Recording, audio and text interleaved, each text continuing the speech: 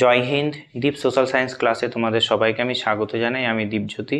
Paschimbanga school service commission শিক্ষক নিয়োগের জন্য 2025 সালে একটা বিজ্ঞপ্তি জারি করেছে যে সেপ্টেম্বরের মাসের প্রথম সপ্তাহতেই তোমাদের 9, 10 এবং 11, 12-এ প্রত্যেকটা সাবজেক্টের শিক্ষক নিয়োগ হবে। আমি দীপজ্যোতি আমার এই চ্যানেলে তোমাদের পোস্ট গ্র্যাজুয়েশন লেভেলের এবং গ্র্যাজুয়েশন লেভেলে অর্থাৎ 9, 10 এবং 11, 12 লেভেলে যে ভূগোল বিষয়ে শিক্ষক নিয়োগ হবে এবং যে সিলেবাস নির্ধারিত করা আছে পশ্চিমবঙ্গ স্কুল সার্ভিস কমিশন দ্বারা, সেই সিলেবাসের সম্পূর্ণ সিলেবাস ভিত্তিক পড়াশোনা এবং এমসিকিউ প্র্যাকটিস আমি এই চ্যানেলের মাধ্যমে তোমাদের সঙ্গে আলোচনা করব। তোমরা যারা ইন্টারেস্টেড তারা আমার এই চ্যানেলটা ফলো করতে পারো তোমাদের প্রস্তুতি আরো ভালো করে করার জন্য। আজকে এই ভিডিওতে তোমাদের সঙ্গে আলোচনা করব ত্রিপুরা রাজ্যে ভূগোল বিষয়ে যে পোস্ট গ্র্যাজুয়েট টিচার নিয়োগ হয়েছিল 2017 সালে, সেই 17 সালের প্রশ্ন তোমাদের সামনে রাখব এবং সেই প্রশ্নের উত্তর সহ প্রত্যেকটা প্রশ্নের এক্সপ্লানেশন আমি এই ভিডিওর মাধ্যমে তোমাদের সামনে উপস্থাপন করব এবং এটাও বলবো যে এই প্রশ্নগুলো দেখার পর তোমাদের কোন কোন বিষয়গুলো বেশি করে জোর দিয়ে পড়তে হবে। ঠিক আছে, তাই ভিডিওটা শেষ পর্যন্ত দেখো। কেমন প্রশ্ন আসছে সেটা সম্পর্কে ধারণা হয়ে যাবে, অর্থাৎ জিওগ্রাফি যে সাবজেক্ট সেখান থেকে কি কি ধরনের প্রশ্ন আসতে পারে, সব থেকে বেশি প্রশ্ন কোন জায়গা থেকে আসছে, কি ধরনের প্রশ্ন আসছে। ঠিক আছে, অযথা ডেটা ভিত্তিক প্রশ্ন না পড়ে যদি আগের বছর কি প্রশ্ন এসছে সেইটা যদি ফলো করো তবে তোমাদের বই পড়তে সুবিধা হবে। তাই আমি তোমাদের সামনে যে WBSSC West Bengal school service কমিশনের ভূগোল বিষয়ে পোস্ট গ্র্যাজুয়েশন লেভেল অর্থাৎ একাদশ দ্বাদশ এবং নবম দশমের শিক্ষক নিয়োগের সম্পূর্ণ ক্লাস করানোর সঙ্গে সঙ্গে কি প্রশ্ন এসেছিল আগের বছর এই ভূগোল বিষয় থেকে সেইগুলো আলোচনা করব এবং বলবো কোন বই কোন টপিক থেকে বিশেষ করে এই জিনিসগুলো পড়বে। ঠিক আছে, কেমন ধরনের প্রশ্ন আসছে সেটা দেখলে খুব সহজেই পড়তে তোমাদের সুবিধা হবে। তাই প্রশ্ন দেখা ভীষণ জরুরি, আগের বছরের প্রশ্ন অযথা ডেটা না পড়ে। ঠিক আছে, কনসেপচুয়াল বিল্ড করা সব থেকে বেশি জরুরি, আর কনসেপচুয়াল বিল্ড তখনই হবে যদি প্রিভিয়াস ইয়ার প্রশ্নগুলো দেখো। আমি তোমাদের সামনে অনেক কটা প্রিভিয়াস ইয়ারের প্রশ্ন করাবো, আজকে তার 1 নম্বর প্রিভিয়াস ইয়ার প্রশ্ন। ঠিক আছে, প্রথম প্রশ্ন তোমাদের জন্য আসছে ত্রিপুরা বোর্ডের যে পোস্ট গ্র্যাজুয়েট টিচার নিয়োগ হয়েছিল 2017 সালে সেই প্রশ্নটা। ঠিক আছে, প্রথম প্রশ্ন আমাদের বলছে যে এমসিকিউ প্যাটার্নেরই প্রশ্ন। প্রথম প্রশ্ন আমাদের বলছে কি যে নিম্নলিখিত কোন বহিস্থ প্রক্রিয়ার সঙ্গে সংযুক্ত। বহিস্থ প্রক্রিয়া মানে বলতে বোঝায় পৃথিবীর ওপরের যে শক্তি কার্যকর হয় তাকে বহিস্থ প্রক্রিয়া বলা হয় বা বহির্জাত প্রক্রিয়া বলা হয়। এই বহির্জাত প্রক্রিয়ার মূল শক্তির উৎস মনে রাখবে সূর্য। আর এখানে বহিস্থ প্রক্রিয়াগুলোর নাম দিয়েছে, প্রথমে দিয়েছে নদীর কার্য, বি দিয়েছে আগ্নেয়গিরি সক্রিয়তা, সি দিয়েছে মহাদেশ গঠনকারী ভূ আন্দোলন। সি হবে না, বিও হবে না, এ হবে। নদীর কার্য পৃথিবীর ওপরের পৃষ্ঠে কাজ করে। তবে দেখতে পাচ্ছ যে নদী সম্পর্কে তোমাদের কি প্রশ্ন আসতে পারে।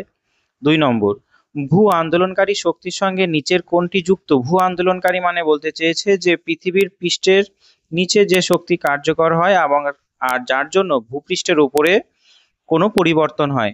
হিমবাহের কার্য পৃথিবীর ওপরে হয়। কাস্ট ক্ষয় কোথায় হবে? চুনাপাথরযুক্ত অঞ্চলে কাস্টের ক্ষয় হয়। চুনাপাথরযুক্ত অঞ্চলে কি জন্য হবে? ভৌম জলের জন্য। ঠিক আছে, এই যে প্রশ্ন করানোর সঙ্গে সঙ্গে তোমাদের অ্যান্সারও বলছি, তার সঙ্গে সঙ্গে অপশনগুলো কেন হলো না সেটাও বলছি। ঠিক আছে, আর সি আছে উত্থিত উপকূল। অবশ্যই উত্থিত উপকূল হবে ভূ আন্দোলনকারী শক্তির সঙ্গে যুক্ত। 3 নম্বর, শৈত্য কার্যের সঙ্গে যুক্ত রয়েছে কোন অপশনটা? শৈত্য কার্য, অর্থাৎ এই পাশে ইংরেজিটাও দেখতে পাচ্ছ, যদি বাংলা সমস্যা হয় তোমরা ইংরেজিটাও দেখতে পারো। ঠিক আছে, বেশ, শৈত্যকার্যের সঙ্গে কোন আবহবিকার জড়িত? এখানে দিয়েছে যান্ত্রিক আবহবিকার, বি রাসায়নিক আবহবিকার, সি জৈবিক আবহবিকার। রাসায়নিক আবহবিকারের কটা ভাগ আছে? অক্সিডেশন আছে, কার্বনেশন আছে, হাইড্রোলিসিস আছে। সেইগুলো শৈত্যকার্যের জন্য হয় না, রাসায়নিকভাবে বিক্রিয়া করে তৈরি হয়। জৈবিক আবহবিকার মধ্যে উদ্ভিদ প্রাণী মানুষ করে। আর যান্ত্রিক আবহবিকারের হয় শৈত্যকার্যের সঙ্গে যুক্ত, অর্থাৎ পৃথিবীর মেরু অঞ্চলে, ঠিক আছে, মেরু অঞ্চলে অর্থাৎ মেরু অঞ্চলে কি হয়, দিনের বেলায় কোনো একটা শিলার ভেতরে জল ঢুকে যায়, ঠিক আছে, শিলার ভেতরে জল ঢুকে যায়, আর সেই জল রাত্রিবেলা কি হয়ে যায়, উষ্ণতা হিমাঙ্কের নিচে নেমে যায় বলে সেটা কি হয়ে যায়, ভেঙে যায়। অর্থাৎ হিমাঙ্কের নিচে নেমে যায় বলে বরফ হয়ে যায় জলটা। জল আয়তনে বেড়ে যায় যখন বরফ হয়, অর্থাৎ জলের যা আয়তন ছিল, এইরকম একটা শিলার ফাটল, এই ফাটলে যদি জল প্রবেশ করে, ঠিক আছে, এই ফাটলে যদি জল প্রবেশ করে, তবে রাত্রিবেলা যদি 0 ডিগ্রি সেন্টিগ্রেড উষ্ণতা হয়ে যায়, তখন কি করবে, এই যে ফাটলের ভেতরে যে জলটা সেটা হয়ে যাবে বরফ, ঠিক আছে, সেটা কি হয়ে যাবে, সেটা হয়ে যাবে বরফ। তখন কি করবে, এইদিকে শিলাটাকে কি করবে, এই দিকে করে শিলাটাকে চাপ দেবে, ঠিক আছে, দিয়ে কি হবে, শিলাটা ভেঙে যাবে, ঠিক আছে। এইটা হলো যান্ত্রিক আবহবিকার। অর্থাৎ যান্ত্রিক আবহবিকার মানে মনে রাখবে, শিলা শুধুমাত্র গাঠনিক পরিবর্তন হবে, ঠিক আছে, খনিজের উপাদানের পরিবর্তন হয় না। যান্ত্রিক আবহবিকারের সঙ্গে আরো কিছু আছে, যেমন ফ্রস্ট অ্যাকশন, যেমন হিমবাহের বা তুষারের কাজ পড়লাম। তারপরে আছে প্রস্তরচায়ী খণ্ডীকরণ, তারপরে আছে স্বল্পমোচন, ঠিক আছে, আর আছে ক্ষুদ্রকণা বিসরণ। এইগুলো হলো যান্ত্রিক আবহবিকারের সাথে যুক্ত, ঠিক আছে। কি কি বললাম? এক, স্বল্পমোচন, পেঁয়াজের খোসার মতো ভেঙে ভেঙে যায়। ক্ষুদ্রকণা বিসরণ কি, যে ছোট ছোট টুকরো টুকরো ভেঙে যায়, খুব ছোট ছোট, মানে অসমসত্ব শিলায় হয় ক্ষুদ্রকণা বিসরণ। আর স্বল্পমোচন আর প্রস্থচায়ী খণ্ডীকরণ সমসত্ব শিলায় হয়, ঠিক আছে। আর এটা কি বললাম, শৈত্যকার্য, যেটা বরফের আয়তনে বাড়ার জন্য, বেড়ে যাওয়ার জন্য এই আবহবিকারটা হলো, ঠিক আছে। 4 নম্বরের প্রশ্ন দিয়েছে, নিম্নলিখিত কোন নদীর গতিপথ শিলার গঠনের দ্বারা পরিচালিত হয়? অবশ্যই মনে রাখবে, পরবর্তী নদী, ঠিক আছে। আমি যখন ক্লাস করাবো আরো ডিপলি, আরো যখন নদী সম্পর্কে আলোচনা করব, তখন এই পরবর্তী নদীর ছবি সমেত তোমাদের সঙ্গে আলোচনা করব। অনুগামী নদী কি? অনুগামী নদী হলো ভূমির প্রাথমিক ঢাল অনুসারে প্রবাহিত হয়, ঠিক আছে। আর বিপরা নদী হলো ভূমির যে প্রাথমিক ঢাল তার ঠিক বিপরীতে প্রবাহিত হয়। তাহলে এখানে আমরা উত্তর কি করব? খুব গুরুত্বপূর্ণ একটা প্রশ্ন মনে রাখবে, যে পরবর্তী নদী গতিপথ শিলার গঠনের দ্বারা পরিচালিত হয়, অর্থাৎ কোনো ভাঁজ চ্যুতি দ্বারা এই নদী প্রবাহিত হয়, ঠিক আছে। কি কি বললাম? শিলার কোনো ভাঁজ বা চ্যুতি দ্বারা সৃষ্ট ফাটলের মধ্য দিয়ে এই নদী প্রবাহিত হয়। 5 নম্বর, ব্যাডল্যান্ড ভূমিরূপ গঠিত হয়, ব্যাডল্যান্ড বা বধভূমি, এর বাংলা মনে রাখবে বধভূমি, ঠিক আছে, বধভূমি।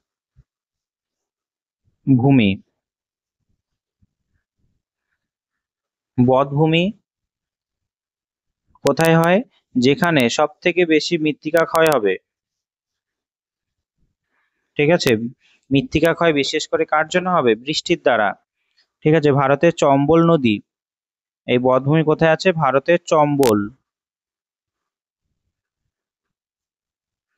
ঠিক আছে। ভারতের চম্বল নদীর কাছে মৃত্তিকা ক্ষয় হয়েছে, সেটা বধ্যভূমি নামে পরিচিত। অর্থাৎ এই বধ্যভূমিতে আগে ডাকাত দল লুকিয়ে থাকতো, এতটা বড় বড় গর্ত হয়ে যায় মৃত্তিকা ক্ষয়ের জন্য, ঠিক আছে। আর ভারতের চম্বল নদীতে আছে, বোঝা গেছে। কি ক্ষয় দ্বারা হবে মৃত্তিকার? গালি ক্ষয় এবং র্যাভাইন ক্ষয়, বিশেষ করে র্যাভাইন ক্ষয় দ্বারা হবে। বধ্যভূমি কি দ্বারা তৈরি হবে বললাম? যে র্যাভাইন ক্ষয়, র্যাভাইন মৃত্তিকা ক্ষয় দ্বারা বিশেষ করে হবে, ঠিক আছে। গালি ক্ষয় দ্বারা হতে পারে, বেশ মনে রাখবে এটা অবশ্যই। 6 নম্বর, নিম্নলিখিত গুলির মধ্যে কোনটি অসুস্থিত ভূগঠনিক অঞ্চল, অসুস্থিত মানে কি আনস্টেবল, আনস্টেবল মানে কি কখনো কখনো ভূমিকম্প হতে পারে, কখনো কখনো নড়ে চড়ে উঠতে পারে বা উচ্চতা বাড়তে থাকছে, এরকম কোনো ভূমিভাগকে বলা হয় কি আনস্টেবল। ঠিক আছে, এখানে আমরা জানি যে হিমালয়ে মাঝে মাঝে ভূমিকম্প আসে, তাই হিমালয়ানটা কি হবে সব থেকে আনস্টেবল ল্যান্ডফর্ম, অর্থাৎ অসুস্থিত ভূগঠন। ঠিক আছে। 7 নম্বর, ফিউমারেল গঠিত হয় কোথায়? ফিউমারেল গঠিত হয়, মনে রাখবে এখানে আগ্নেয়গিরি থেকে ফিউমারেল তৈরি হয়। ফিউমারেল শব্দের অর্থ কি? ফিউমারেল শব্দের অর্থ হলো ঘন ধোঁয়া। ঠিক আছে, ফিউমারেল শব্দের অর্থ কি? ঘন ধোঁয়া। এটা কোথায় আছে? আলাস্কার কাটমাই অঞ্চলে আছে। এখানে 10,000 ধুমরু উপত্যকা, ভ্যালি অফ 10,000 স্মোক বলা হয় এটাকে। 10K মানে কি 10,000 স্মোক। ভীষণ ইম্পর্টেন্ট, মনে রাখবে যে ফিউমারেল শব্দের অর্থ কি? ঘন ধোঁয়া। এটা আগ্নেয়গিরি থেকে গঠিত হয়।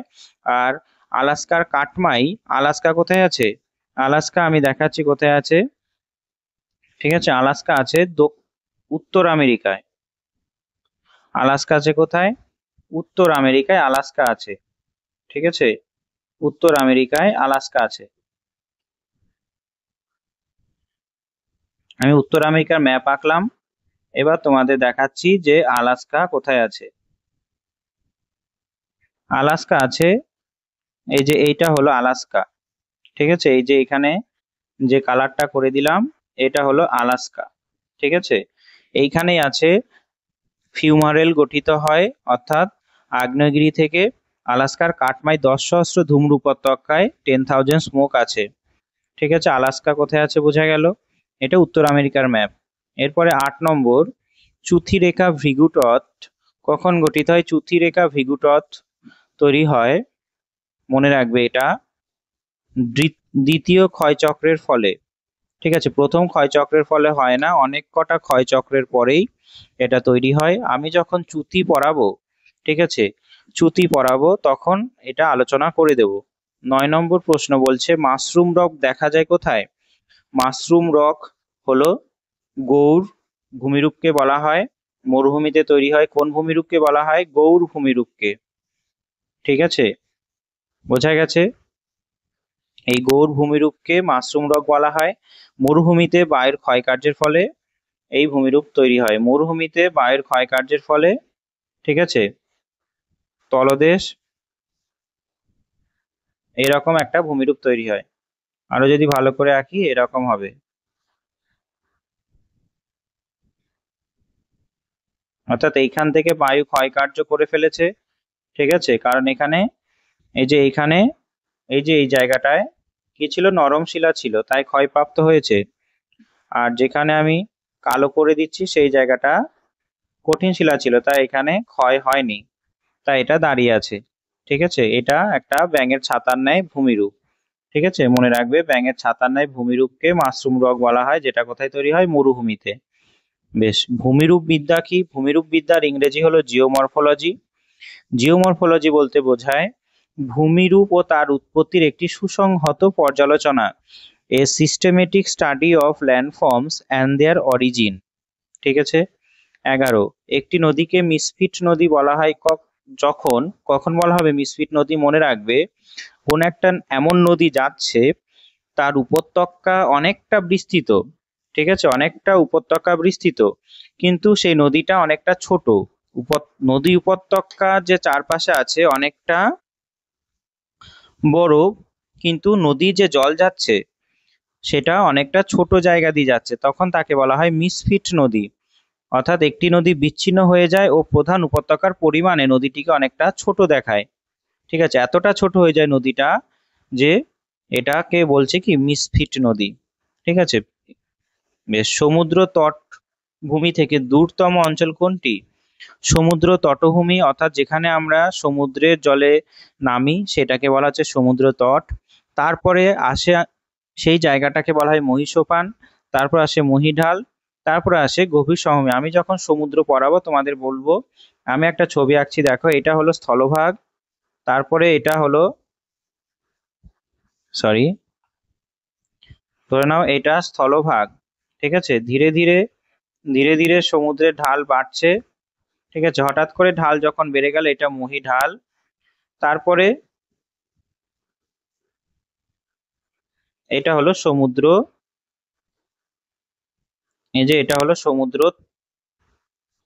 জল। ঠিক আছে, যেখানে আমি এক দিচ্ছি, ঠিক আছে, যেখানে আমি এক দিচ্ছি সেটা হলো মহীসোপান, এটা হলো মহীঢাল, এটা হলো গভীরতম সমভূমি। ঠিক আছে, অর্থাৎ সমুদ্রের থেকে তট থেকে এটা ধরে নাও তটভূমি। এই যে এটা, এই যে এটা হলো তটভূমি, এই জায়গাটা হলো তটভূমি। ঠিক আছে, এই তটভূমি থেকে সব থেকে কাছে আছে মহীসোপান, তারপর আছে মহীঢাল 2, আর 3 নম্বর হলো কি গভীর সমুদ্রের সমভূমি। 13 নম্বর প্রশ্ন, উত্তর গোলার্ধের সর্বাপেক্ষা অধিক লবণাক্ত অঞ্চল কোনটি? উত্তর গোলার্ধের সব থেকে অধিক লবণাক্ত যুক্ত অঞ্চল মনে রাখবে সি 20 ডিগ্রি থেকে 35 ডিগ্রি উত্তর অক্ষাংশ। ঠিক আছে, আমি যখন সমুদ্রের লবণতা পড়াবো, সমুদ্র লবণতা নিয়ন্ত্রক পড়াবো, তখন এইগুলো আলোচনা করবো আরো। ঠিক আছে, 14, নিম্নলিখিতর মধ্যে কোনটি হিমশৈলর নামে পরিচিত? এটা নিম্নলিখিতর মধ্যে কোনটি হিমশৈল নামে পরিচিত? মনে রাখবে উত্তরটা আমি দিয়েছি, এখানে সবকটা উত্তরই ভুল।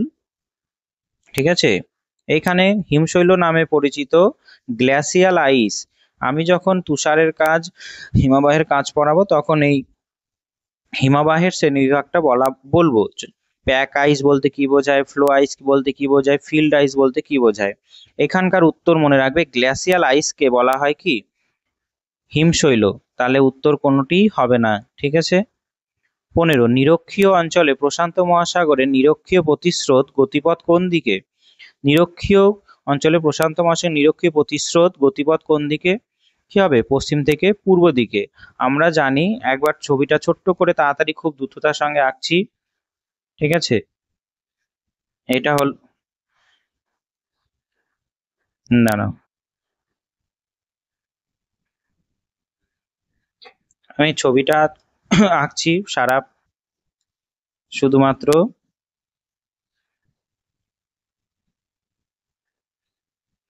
একটু ভালো করে আঁকি।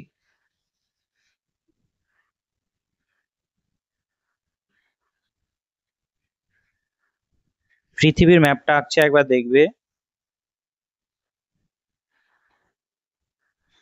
পৃথিবীর ম্যাপটার মধ্যে শুধুমাত্র উত্তর আমেরিকা আর দক্ষিণ আমেরিকা আঁকছি আমি। হ্যাঁ, দেখো, খুব দ্রুততার সঙ্গে আঁকছি তাই অত ভালো হবে না, জাস্ট মোটামুটি একটা ম্যাপ আঁকার চেষ্টা করছি যাতে প্রশান্ত মহাসাগরটাকে বোঝানো যায়।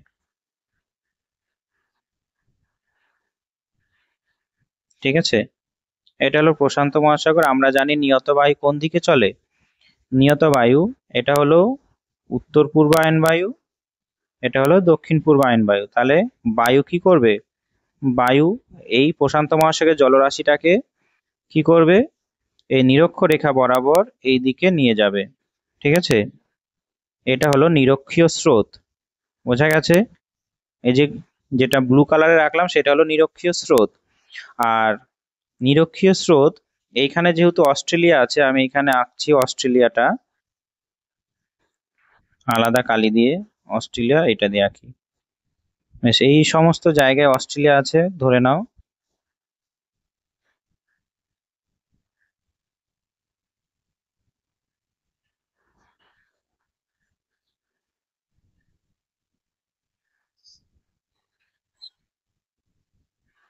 এবার এই যে স্রোতটা, নীল স্রোতটা যখন এইদিকে এলো, ঠিক আছে, নীল স্রোতটা যখন এইদিকে আসছে, তখন সেটা নিরক্ষীয় স্রোত নামে পরিচিত। ঠিক আছে, নিরক্ষীয় স্রোত। এবার এই স্রোতটা কি হবে? এরকম একটা জায়গায় মহাদেশে ধাক্কা খাবে, দিয়ে আবার এইদিকে ফিরে যাবে। ঠিক আছে, এইদিকে ফিরে যাবে, এইদিকে ফিরে যাবে, কিছুটা স্রোত ফিরে যাবে। এইটাকে বলা হয় নিরক্ষীয় প্রতিস্রোত। তাহলে নিরক্ষীয় প্রতিস্রোত কোন দিকে গেল? এইটা পশ্চিম, আর এইটা কি পূর্ব। তাহলে আমরা বলতে পারি কি নিরক্ষীয় প্রতিস্রোত কোন দিকে যাবে? পশ্চিম থেকে পূর্ব দিকে। বোঝা গেছে? বেশ, নিশ্চয়ই বুঝতে পেরেছো। আমি যখন সমুদ্র স্রোত করাবো আরো ডিটেল আলোচনা করব তখন। ঠিক আছে, বেশ।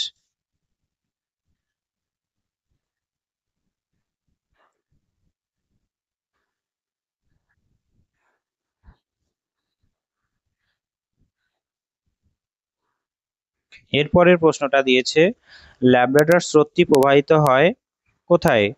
ল্যাব্রাডর স্রোত হবে, মনে রাখবে, উত্তর আটলান্টিক মহাসাগর থেকে দক্ষিণ আটলান্টিক মহাসাগরেই যায়। ঠিক আছে, ঠিক আছে, উত্তর আটলান্টিক। এই যে একটু আগে যে ছবিটা আঁকলাম, ঠিক আছে, আর একটা আঁকছি আমি এখানে দ্রুততার সঙ্গে।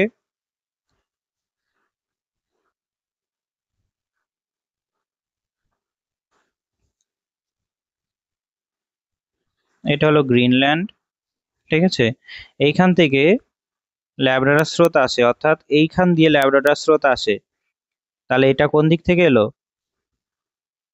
এটা কোন দিক থেকে আসছে? এটা আসছে উত্তর থেকে দক্ষিণ দিকে, তাই তো? তাহলে ল্যাব্রাডর স্রোত কোন দিক থেকে প্রবাহিত হয়? ল্যাব্রাডর স্রোত উত্তর থেকে, উত্তর আটলান্টিক থেকে দক্ষিণ আটলান্টিকের দিকে প্রবাহিত হয়। তাহলে বোঝা গেছে? সরি, এটা উত্তর আটলান্টিক হবে না, এটা হবে, মনে রাখবে, সুমেরু মহাসাগর থেকে আটলান্টিক মহাসাগরের দিকে। ঠিক আছে, এই যে যেটা আমরা আঁকলাম এটা এখানে,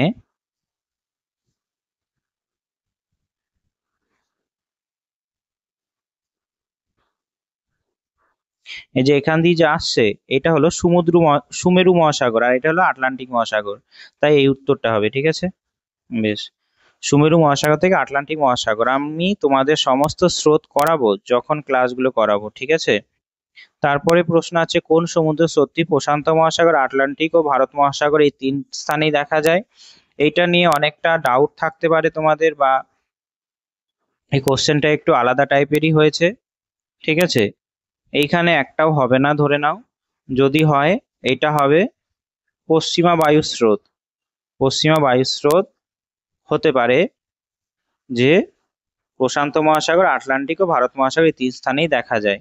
ঠিক আছে, পশ্চিমা বায়ুস্রোত। ল্যাব্রাডর স্রোত হবে না, কুরুশীয় হবে না, উপসাগরীয় হবে না, হবে কি পশ্চিমা বায়ুস্রোত। দক্ষিণ সমুদ্রের জলে অধিকাংশ দ্রবীভূত উপাদান পাওয়া যায় কি? সমুদ্র জল যে অধিকাংশ দ্রবীভূত উপাদান আছে সেটা পাওয়া যায় সমুদ্রের তলদেশ থেকে। ঠিক আছে, বায়ুমণ্ডল থেকে শুধুমাত্র কিছু গ্যাস মেশে, সামুদ্রিক জীব দেহাবশেষ অতটাও থাকে না।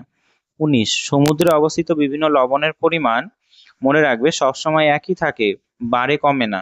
ঠিক আছে, সবসময় একই স্থান থাকে, এক স্থান থেকে আরেক স্থানে পরিবর্তিত হয়। ঠিক আছে, ঋতু অনুযায়ী পরিবর্তিত হয়। সমুদ্রে অবস্থিত বিভিন্ন লবণের পরিমাণ একই থাকে। ঠিক আছে, তুমি যদি এক সমুদ্র থেকে অন্য সমুদ্রে যাও, লবণতার যে পরিমাণ সেটা আলাদা হবে। ঠিক আছে, তবে এখানে উত্তরটা আমি যেটা বললাম সব সময় একই থাকে, এটা অনেকটা ভুল ভুল মনে হচ্ছে, তাই না তোমাদের? যে এক স্থান থেকে, অর্থাৎ তোমরা যে সমুদ্রে আছো সেই সমুদ্র থেকে অন্য স্থানে গেলে কিছুটা কি হবে, পরিবর্তন হবে। তাই আমরা এই উত্তরটাকে সব থেকে বেশি গ্রহণযোগ্য মনে করছি, যে এক স্থান থেকে অন্য স্থানে কি হয়, পরিবর্তিত হয়। এটা করবে উত্তর, হ্যাঁ, সবসময় একই থাকে না। বেশ। 20, বিস্তৃত সমুদ্রে প্রাচীর দ্বারা আংশিকভাবে বা সম্পূর্ণভাবে বিচ্ছিন্ন অগভীর জলরাশিকে কি বলা হয়? উত্তর হবে অ্যাটল। অ্যাটল হলো একটা প্রবাল প্রাচীর। ঠিক আছে, জলের লবণতা 21, জলের লবণতার জন্য সমুদ্রের জলের স্ফুটনাঙ্ক আপেক্ষিকভাবে কি বাড়ে? স্বাদু জলের তুলনায় কি হয়, লবণ দিলে জলের স্ফুটনাঙ্ক কিছুটা বেড়ে যায়। পৃথিবীর তাপ বাজেট অ্যালবেডোর অনুপাত কত? 34%। আর সারা পৃথিবীকে উত্তপ্ত করে কার্যকরী সৌর বিকিরণ 66%। একটি নির্দিষ্ট উষ্ণতায় ও চাপে একটি নির্দিষ্ট আয়তনে বায়ু যখন সর্বোচ্চ মাত্রায় জলীয় বাষ্প ধারণ করে থাকে তখন তাকে কি বলা হয়? উত্তর হবে পরিপৃক্তাঙ্ক, অর্থাৎ স্যাচুরেশন পয়েন্ট। এরপরে আর কোনো বায়ু জলীয় বাষ্প ধারণ করতে পারবে না। আপেক্ষিক আর্দ্রতা বলতে বোঝায় যতটা জলীয় বাষ্প আছে আর সম্পৃক্ত করতে কতটা জলীয় বাষ্প প্রয়োজন, এই দুইয়ের অনুপাতকে বোঝানো হয় আপেক্ষিক আর্দ্রতা। চরম আর্দ্রতা বলতে বোঝায় কি বোঝায়, যে একটা নির্দিষ্ট আয়তনের বায়ুতে কতটা জলীয় বাষ্প আছে সেটা বোঝায় নির্দিষ্ট আয়তনের বায়ুতে। ঠিক আছে, নির্দিষ্ট আয়তনের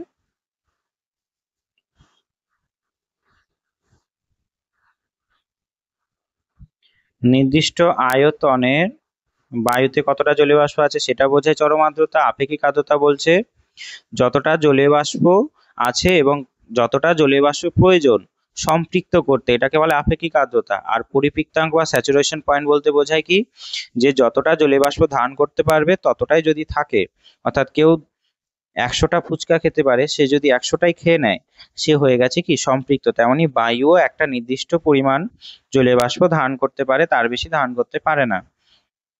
24, কোন অঞ্চলে কোরিওলিস বল সবচেয়ে দুর্বল? মনে রাখবে নিরক্ষরেখায় কোরিওলিস বল সব থেকে দুর্বল পৃথিবীর আবর্তন বেগের জন্য হয়।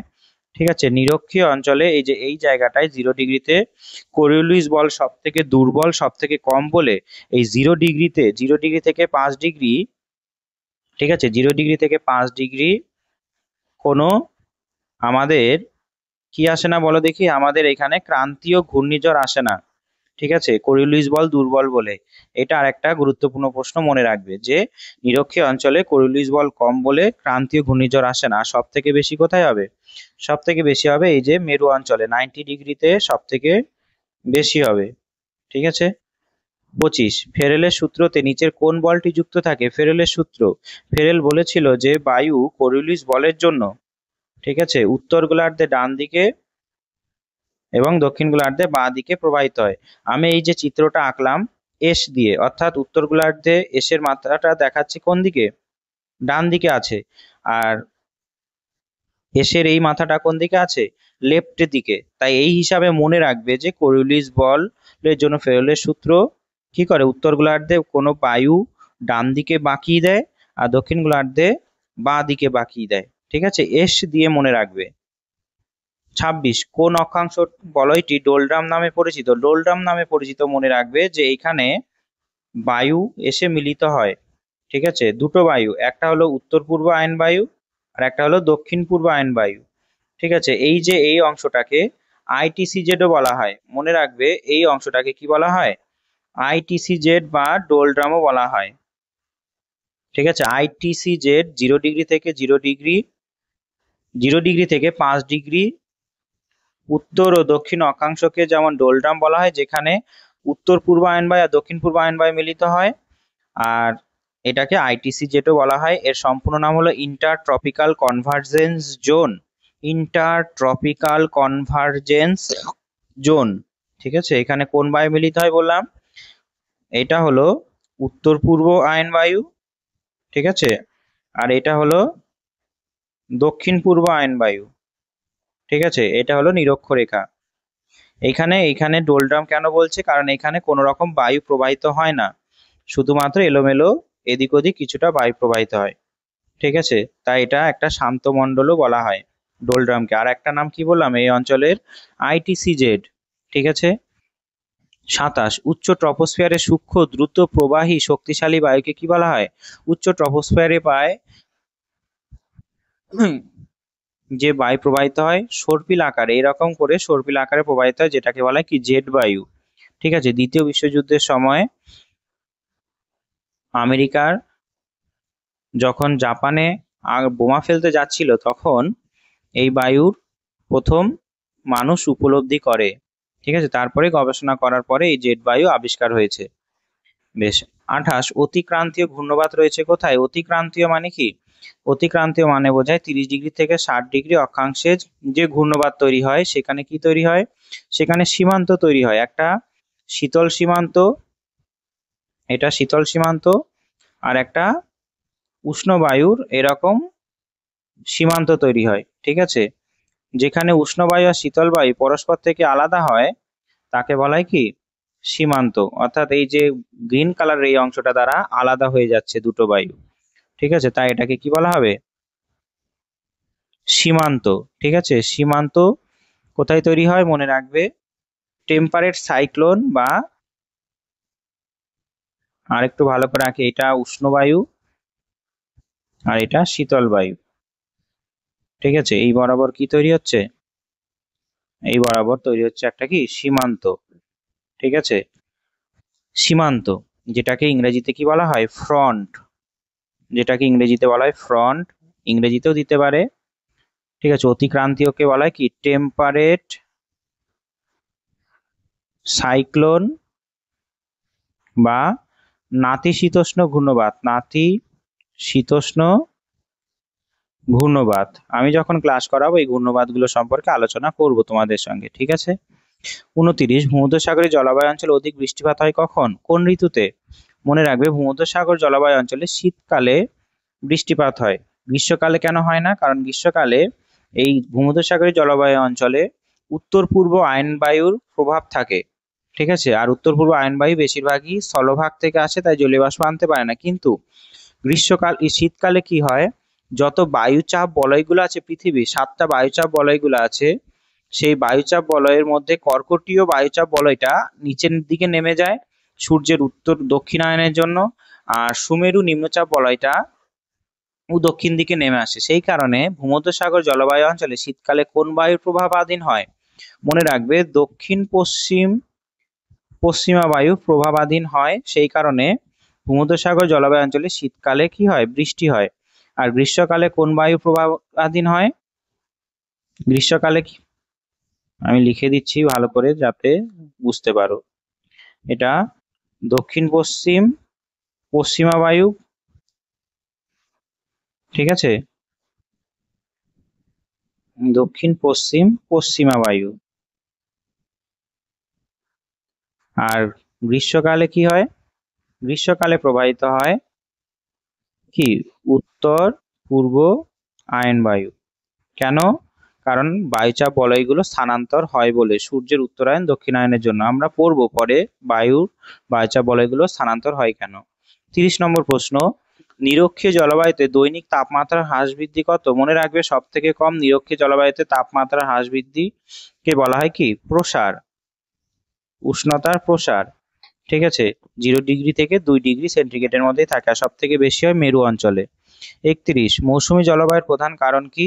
মৌসুমী জলবায়ুর প্রধান কারণ হলো বায়ুর পশ্চাৎগমন বা সিজনাল রিভার্সাল অফ উইন্ড। এটা 180 ডিগ্রি ঘুরে যায়, ঠিক আছে। শীত ঋতুতে প্রবাহিত হয় ভারতের উত্তর পূর্ব দিক থেকে, আর গ্রীষ্মকালে প্রবাহিত হয় দক্ষিণ পশ্চিম দিক থেকে, ঠিক আছে। প্রায় 180 ডিগ্রি ঘুরে যায়, ঠিক আছে। 32, মেঘালয়ে জয়ন্তী পর্বতের ঢালে যে বৃষ্টিপাত হয় তাকে কি বলা হয়? মনে রাখবে জয়ন্তী পর্বতের ঢালে বৃষ্টিপাত হয় শৈলতকের বৃষ্টিপাত, ঠিক আছে। যে ঢালে বৃষ্টিপাত হয় তাকে বলা হয় উইন্ডওয়ার্ড, ইংরেজিতে বলা হয় উইন্ডওয়ার্ড বা প্রতিবাত ঢাল, ঠিক আছে। কেন এখানে বৃষ্টি হয় আমরা পরে পড়বো। আর যে ঢালে বৃষ্টিপাত হয় না এটাকে কি বলা হয়? এটাকে বলা হয় লিওয়ার্ড, ঠিক আছে, লিওয়ার্ড বা অনুবাত ঢাল, ঠিক আছে। বেশ, অধঃক্ষেপণের উপযোগী অবস্থা কি হবে? অধঃক্ষেপণের উপযোগী অবস্থা হবে, অবশ্যই মনে রাখবে জলীয় বাষ্প বাড়িয়েও হবে না, বাতাসে জলীয় বাষ্পের পরিমাণ কমে যাওয়া হবে না, অবশ্যই বাতাসে শীতলতা প্রাপ্তি হতে হবে। বাতাসে কি হতে হবে? শীতলতা প্রাপ্তি হতে হবে, ঠিক আছে। মৃত্তিকা নিষ্কাশনের কারণ কি?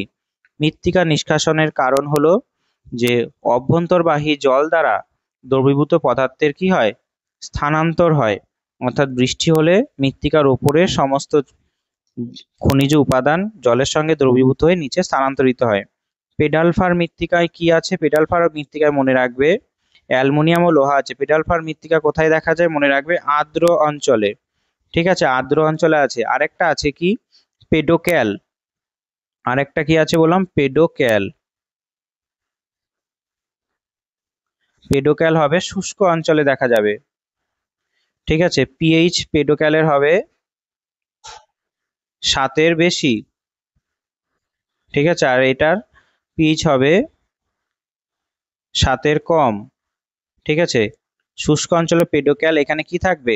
এখানে ক্যাল দিয়ে মনে রাখবে, ক্যাল দিয়ে ক্যালসিয়াম থাকবে বেশি, ঠিক আছে, ক্যালসিয়াম থাকবে বেশি। শুষ্ক অঞ্চলে হবে পিএইচ 7-এর বেশি, আর পেডালফার হবে আর্দ্র অঞ্চলে পিএইচ 7-এর কম। তাহলে অ্যালুমিনিয়াম ও লোহা সমৃদ্ধ হবে পেডালফার মাটি। কোথায় দেখা যাবে? আর্দ্র অঞ্চল, পিএইচ 7-এর কম। আমরা যখন মৃত্তিকা পড়বো এটা ডিটেল বলবো, জাস্ট একটা স্ট্যাটিক পার্ট তোমাদের জানিয়ে দিলাম, ঠিক আছে। তবে পেডোক্যাল আর পেডালফার মাটি বুঝতে পারলে, এর উদাহরণ হিসাবে যদি বলি এটা হবে ল্যাটেরাইট। কি হবে? ল্যাটেরাইট মৃত্তিকা হবে। পেডালফার আর পেডোক্যাল হবে কি মাটি? মনে রাখবে সিরোজেম মাটি, সিরোজেম মাটি, সিরোজেম, ঠিক আছে, ভালো করে লিখি, সিরোজেম মাটি। তাড়াতাড়ি লিখতে গিয়ে একটু হাতের লেখা খারাপও হয়ে যায়। কি হবে? সিরোজেম মাটি হবে পেডোক্যাল মাটি, ঠিক আছে। সিরোজেম বা মরু মাটি, মরু মাটি ভারতের কোথায় দেখা যায়? রাজস্থানে, বা মরু মাটিও হবে, ঠিক আছে, মরু মাটি, বোঝা গেছে। 36, সরলবর্গীয় বৃক্ষের আধিক্য দেখা যায় কোথায়? অবশ্যই মনে রাখবে পেডালফার মাটিতে সরলবর্গীয় বৃক্ষের আধিক্য দেখা যায়। এই সরলবর্গীয় বৃক্ষের কাঠ নরম, কাষ্ঠশিল্পের জন্য ভীষণ জরুরি, ঠিক আছে, কাষ্ঠশিল্পের জন্য জরুরি। তাহলে পেডালফার মাটির পিএইচ কত? 7-এর কম। এটা কি থাকে? লোহা অ্যালুমিনিয়াম বেশি থাকে। আর পেডোক্যালের মাটির পিএইচ কত? 7-এর বেশি। পেডোক্যাল কোথায় হবে? আর্দ্র অঞ্চলে, একটু আগে করলাম। আর এটা কোথায় হবে? সরি, আর্দ্র অঞ্চলে নয়, এটা হবে শুষ্ক অঞ্চলে। এটা কোথায় হবে? আর্দ্র অঞ্চলে, যেখানে প্রচুর বৃষ্টি হয়, ঠিক আছে, বোঝা গেছে। বেশ। 37, সৌরশক্তি থেকে রাসায়নিক শক্তিতে পরিবর্তিত হওয়ার পদ্ধতিকে কি বলা হয়? গাছই একমাত্র পারে, যেটাকে বলা হয় সালোক সংশ্লেষ। বাস্তুতন্ত্র শব্দটি প্রথম কে ব্যবহার করেন? মনে রাখবে এজি টান্সলে। 39, সাভানা তৃণভূমির ব্যাপক বিনাশের কারণ কি? মনে রাখবে বনভূমি কৃষি জমিতে স্থানান্তর হচ্ছে, ঠিক আছে, কৃষি জমিতে রূপান্তর হচ্ছে সেই কারণে। 40, তৃণভোজী প্রাণী থেকে কারা তাদের শক্তি সংগ্রহ করে? স্বভোজী প্রাণীরা শক্তি সংগ্রহ করে, স্বভোজী, যারা ঘাস খায়। খাদ্য প্রবাহে দ্বিতীয় খাদ্য স্তরে কারা অবস্থিত? তৃণভোজীদের খাদ্য প্রবাহের দ্বিতীয় স্তরে অবস্থিত বলা হয়, ঠিক আছে। মাংসাশী হবে তৃতীয় স্তরে, আর সর্বভূক হবে চতুর্থ স্তরে। 42, নিম্নোক্ত কোনটি থার্মোস্ফিয়ারের সবচেয়ে উপরের স্তর? থার্মোস্ফিয়ারের সব থেকে উপরে আছে এক্সোস্ফিয়ার। ভূপৃষ্ঠের কাছাকাছি আছে ট্রপো, তারপর আছে স্ট্র্যাটো, ঠিক আছে, তারপর আছে মেসো, তারপর আছে থার্মো, তারপর আছে এক্সো, তারপর আছে ম্যাগনেটো, ঠিক আছে। প্রথমে ট্রপোস্ফিয়ার, তারপর আছে স্ট্র্যাটোস্ফিয়ার, তারপর আছে মেসোস্ফিয়ার, তারপর আছে থার্মোস্ফিয়ার, তারপর আছে এক্সোস্ফিয়ার, ঠিক আছে। তাহলে ভূপৃষ্ঠের কাছাকাছি যদি বলা হয় তাহলে কি হবে? ট্রপোস্ফিয়ার, যার মধ্যে আমরা থাকি। তারপরে আছে কি? স্ট্র্যাটোস্ফিয়ার,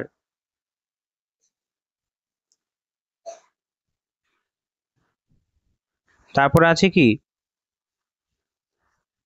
মেসোস্ফিয়ার, তারপরে আছে কি? থার্মোস্ফিয়ার, তারপরে আছে কি? এক্সোস্ফিয়ার, তারপরে আছে ম্যাগনেটোস্ফিয়ার।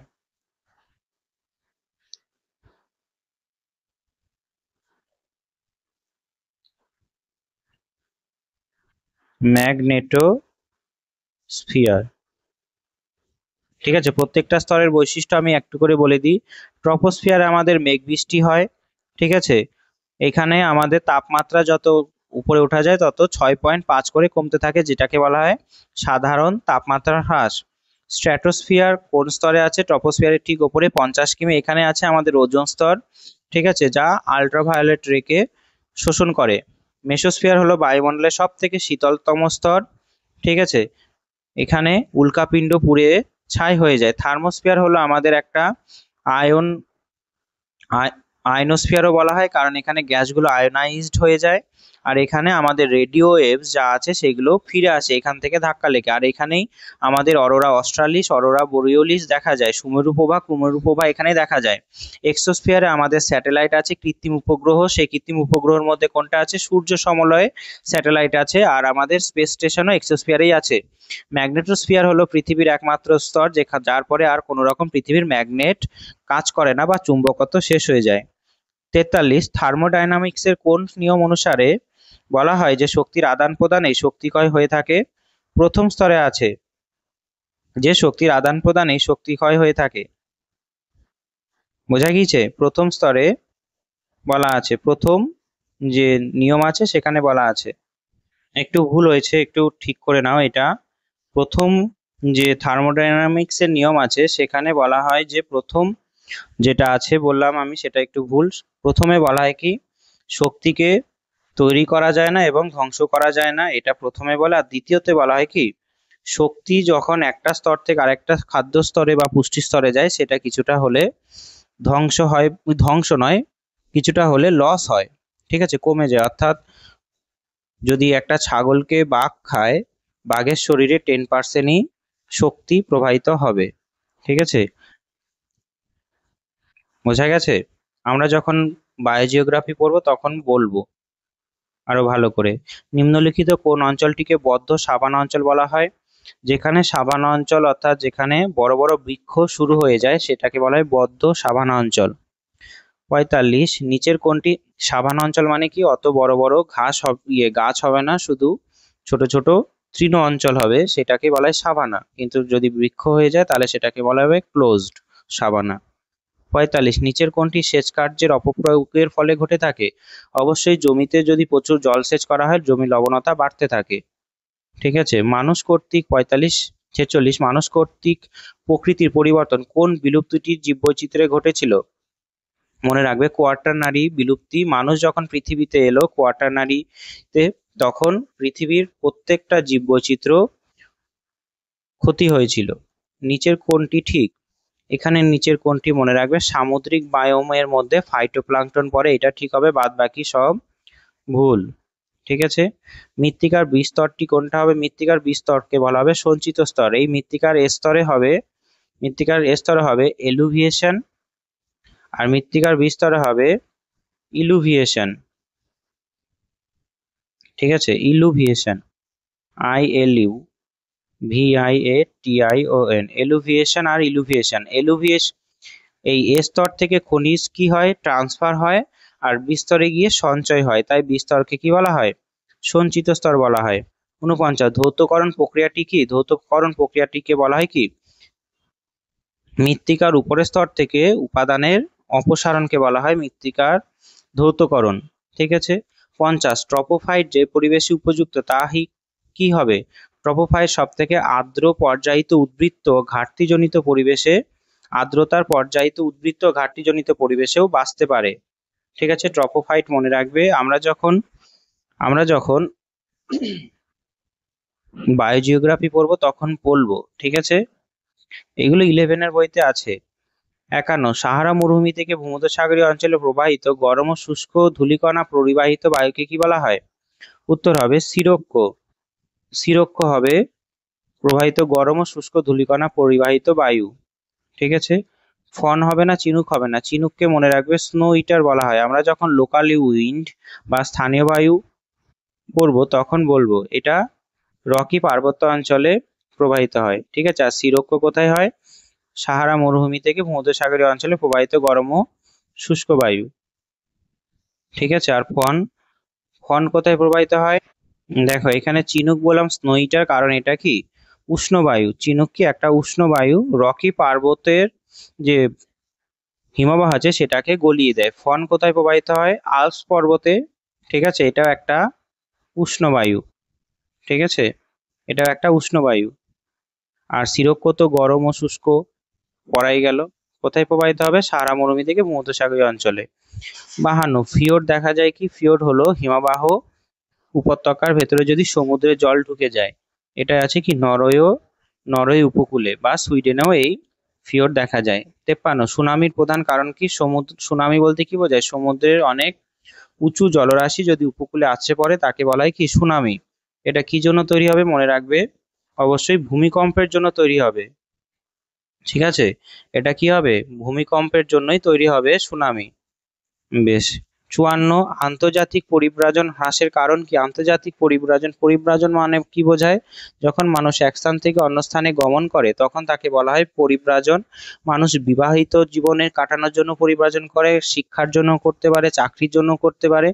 আমাদের দেশ থেকে যখন অনেক শিক্ষিত মেধাবী ছাত্র ছাত্রী যারা চলে যায় তাদের জন্য আমাদের দেশে কি হয়ে যায়? ব্রেন ড্রেন, ঠিক আছে, ব্রেন ড্রেন হয়ে গেল, আমাদের দেশ থেকে ড্রেন হয়ে গেল। আর আমেরিকায় যদি যায় তাদের জন্য কি হবে? ব্রেন গেন হবে, ঠিক আছে, গেন। তাই পরিব্রাজন অনেকটা কমেছে বর্তমানে। কেন? যে কড়া বিধিনিষেধ আরোপের জন্য।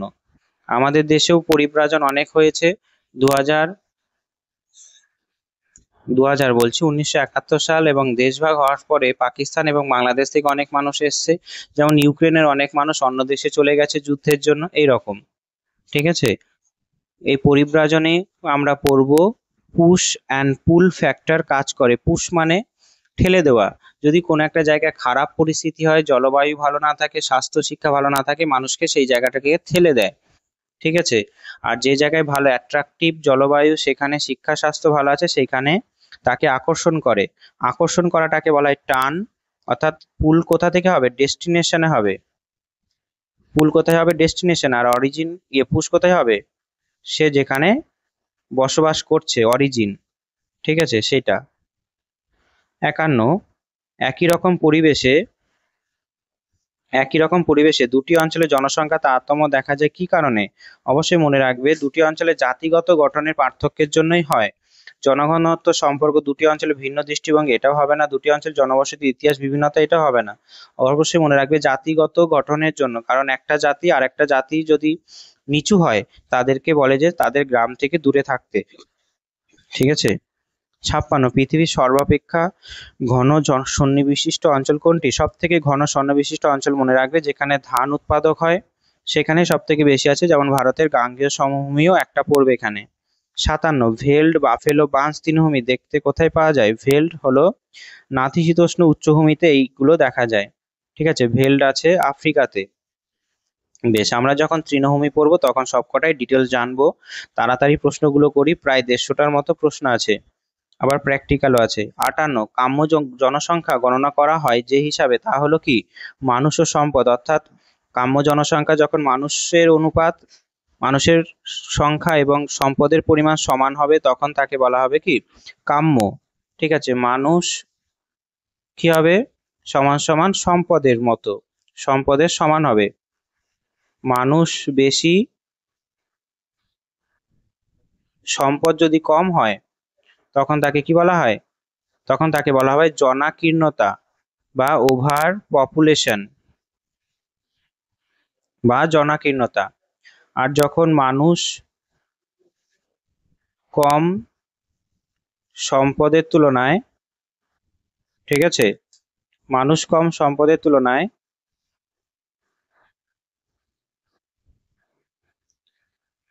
তখন কি হবে? তখন হবে জনস্বল্পতা। জনস্বল্পতা, আমি মুখেই বলছি আর বলছি, লিখছি না, জনস্বল্পতা। ঠিক আছে, জনস্বল্পতাকে ইংরেজিতে কি বলা হয়? Under population. আর ওইখানে যেখানে মানুষ ও সম্পদের পরিমাণ সমান হবে, সেটাকে বলা হবে অপটিমাম পপুলেশন। আমরা যখন জনসংখ্যা চ্যাপ্টার পড়বো তখন বলবো। 59 নম্বর প্রশ্ন, জনসংখ্যা বন্টনে গুরুত্বপূর্ণ বাস্তুতান্ত্রিক উপাদান নির্ধারক কোনটা হবে? জনসংখ্যা বন্টন সব থেকে হবে জলবায়ু। যেখানে জলবায়ু ভালো, সেখানে মানুষ বসবাস করবে, সেখানে উর্বরতাও থাকবে, সবকিছু ঠিক থাকবে। 60 নম্বর, আর্দ্র কৃষি নির্ভর করে কোথায়? আর্দ্র কৃষি যেখানে প্রায় 200 সেমির উপরে বৃষ্টিপাত হয়, তাকে আর্দ্র কৃষি নির্ভর অঞ্চল বলা হয়। সেখানে বৃষ্টিপাতের উপর নির্ভর করেই জমি চাষ করা হয়। আর যেখানে শুষ্ক কৃষি হবে, সেখানে কি হবে? সেইখানে বৃষ্টিপাতের পরিমাণ 50 সেমির কম হবে। ঠিক আছে, আর ইঞ্চির দিক থেকে যদি বলি, তাহলে হবে ওই 10 সেমি থেকে তার নিচে কিছুটা। ঠিক আছে, বা 10 সেমির 10 সেমি বলছি, 10 ইঞ্চির একটু বেশি হবে। ঠিক আছে, মোটামুটি। বেশ, বাগিচা আবাদ যে শ্রেণীভুক্ত তা কি? এক ফসলি। বাগিচা কৃষি করা হয় এক ফসলি। 62, ইন্দোনেশিয়াতে স্থানান্তর কৃষিকে কি বলা হয়? লাডাং। আমরা পড়বো স্থানান্তর কৃষি বিভিন্ন দেশে বিভিন্ন নামে পরিচিত, ইন্দোনেশিয়াতে বলা হয় লাডাং। তোমাদের কেমন প্রশ্ন আসছে দেখতে পাচ্ছ? ঠিক আছে, খুব ভালো রকম ভাবে বোঝো যে কেমন প্রশ্ন আসছে। আমি তোমাদের পড়াবো এরকম কোশ্চেন অনুযায়ী। ঠিক আছে, তাই চিন্তারও কিছু কারণ নেই। তোমরা যতটা পারছো বোঝো, আমি যখন ক্লাস নেব তখন আরো ভালো করে বুঝিয়ে দেবো। 63, নিচের কোন কৃষি পদ্ধতিতে পশুপালনের ভূমিকা গুরুত্বপূর্ণ? অবশ্যই মনে রাখবে, মিশ্র কৃষিতে পশুপালনের সঙ্গে সঙ্গে কি করা হয়? চাষবাসও করা হয়। স্থানান্তর কৃষিকে বলা হয় স্ল্যাশ অ্যান্ড বার্ন কৃষি। এই স্থানান্তর কৃষিকে কি বলা হয়? স্ল্যাশ অ্যান্ড বার্ন কৃষি। আর নিবিড় কৃষি বলতে বোঝায় কি, ভারতে হয় একই জমিতে অনেক ফসল চাষ করাকে নিবিড় কৃষি বলা হয়। ঠিক আছে, যেখানে জনসংখ্যার তুলনায় জমির পরিমাণ কম সেখানেই নিবিড় কৃষি হয়। আর স্থানান্তর কৃষি মূলত আদিবাসী মানুষরা করে, যেটাকে একটু আগেই পড়লাম। ঠিক আছে, নিম্নলিখিত কোন কৃষি পদ্ধতিতে মূলধন নিয়োজন সর্বাধিক? সব থেকে বেশি মূলধন প্রয়োজন হয় ব্যাপক কৃষিতে, কারণ বড় বড় ট্রাক্টর, হারভেস্টার, ফসল কাটার যন্ত্র এখানে ব্যবহার করা হয়। মিশ্র কৃষি, নিবিড় কৃষিতে একটু আগেই বলে দিলাম কি জিনিস। নিচে উল্লেখিত কোন বৃক্ষটি ম্যালেরিয়া নিরোধক কুইনাইন উৎপাদনে মুখ্য উৎস? অবশ্যই উত্তর হবে সিনকোনা। ঠিক আছে, জাফোট বৃক্ষ বা জ্যাট্রোপা, মনে রাখবে, বায়োডিজেল তৈরি করা হয়। ঠিক আছে, 66, পৃথিবীর গুরুত্বপূর্ণ মৎস্যচারণ ক্ষেত্র যেটি সর্বাধিক মৎস্য আহরণ করে থাকে সেটি কি? মনে রাখবে উত্তর পশ্চিম প্রশান্ত মহাসাগরীয় উপকূল, যেটাকে বলা হচ্ছে কি, জাপানের কাছাকাছি জায়গায় আছে এটা। ঠিক আছে, এটা কোথায় আছে? জাপানের কাছাকাছি। মনে রাখবে পৃথিবীর সর্বাধিক মৎস্য আহরণ হয় সমুদ্র থেকে। শিল্প কেন্দ্রে অবস্থানগত ত্রিকোণ তত্ত্ব কে দেয়? ত্রিকোণ তত্ত্ব শিল্পের অবস্থান সম্পর্কে দেয় আলফ্রেড ওয়েবার, তিনি আইসোটোপেন, আইসোটিম, ঠিক আছে, মজুরি সূচক এই ধারণাও দেয়। আমরা যখন ত্রিকোণ তত্ত্ব পড়বো তখন বলবো। 68, ঠিক আছে, বলছে চিপলিমা জলবিদ্যুৎ কেন্দ্রটি স্থাপিত হয় কোন নদীর উপর? এটা ভীষণ একটা কঠিন প্রশ্ন দিয়েছে। মনে রাখবে চিপলিমা এই যে জলবিদ্যুৎ কেন্দ্রটি আছে কোথায়? উড়িষ্যাতে। ঠিক আছে, উড়িষ্যাতে আছে। আর কোন নদীতে আছে? মনে রাখবে হীরাকুদে, হীরাকুদ বলছি, হীরাকুদ যেখানে আছে, অর্থাৎ ভারতের দীর্ঘতম নদী বাঁধ মহানদী। ঠিক আছে, মহানদীতে আছে এটা। তাহলে এটা কি হবে? মহানদী হবে। ঠিক আছে, কারণ মহানদী উড়িষ্যাতেই আছে। বাঁধ প্রস্তুত করতে কোনটি প্রয়োজন? বাঁধ প্রস্তুত করতে আমাদের মনে রাখতে হবে খাড়া উপত্যকা প্রয়োজন। 70, আণবিক শক্তির উৎস কি হবে? আণবিক শক্তির উত্তর হবে ইউরেনিয়াম। এরপরে আছে 71, ট্রপিক্যাল ফরেস্ট রিসার্চ ইনস্টিটিউটের প্রধান কার্যালয় কোথায় আছে? দেরাদুন। ভারতে বন গবেষণাগার আছে দেরাদুনে। ঠিক আছে, 72, নিম্নলিখিতর মধ্যে সবচেয়ে কঠিন খনিজ পদার্থ কোনটি? মনে রাখবে হীরক। ঠিক আছে, হীরক সব থেকে কঠিন খনিজ। কঠিন খনিজের উদাহরণ হলো হীরক। আর সব থেকে দুর্বল খনিজ মনে রাখবে ট্যাল্ক। ঠিক আছে, ট্যাল্ক। এই হীরকের যে কাঠিন্য বা ট্যাল্কের যে কাঠিন্য, এটা মাপা হয়, মনে রাখবে স্কেলটার নাম হলো মোহ স্কেল। ঠিক আছে, মোহ স্কেল 1 থেকে 10 পর্যন্ত র্যাঙ্ক করা আছে, সেই অনুযায়ী আমরা এই খনিজের কি করি? হার্ডনেস বা কাঠিন্য মাপি। 73, সবুজ বিপ্লবে গুরুত্বপূর্ণ দিক কোনটা হবে? সবুজ বিপ্লবে গুরুত্বপূর্ণ দিক হবে অধিক ফলনশীল শস্যের ব্যবহার, যেটাকে বলা হয় HYV বা হাই ইয়েল্ডিং ভ্যারাইটি বীজ।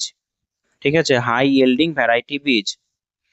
বেশ, এটা ডক্টর স্বামীনাথনের হাত ধরে হয়েছিল পাঞ্জাব হরিয়ানাতে। এই স্বামীনাথন যে সবুজ বিপ্লব ঘটিয়েছিল পাঞ্জাব হরিয়ানাতে, তারপরে ভারতে প্রচুর পরিমাণে ফসল উৎপাদন বেড়ে গেছিল। তিনি গম বীজ এনেছিল মেক্সিকো থেকে, উত্তর আমেরিকার মেক্সিকো থেকে গম বীজ এনেছিল। আর ফিলিপিন্সের ম্যানিলা শহর থেকে এনেছিল ধান বীজ।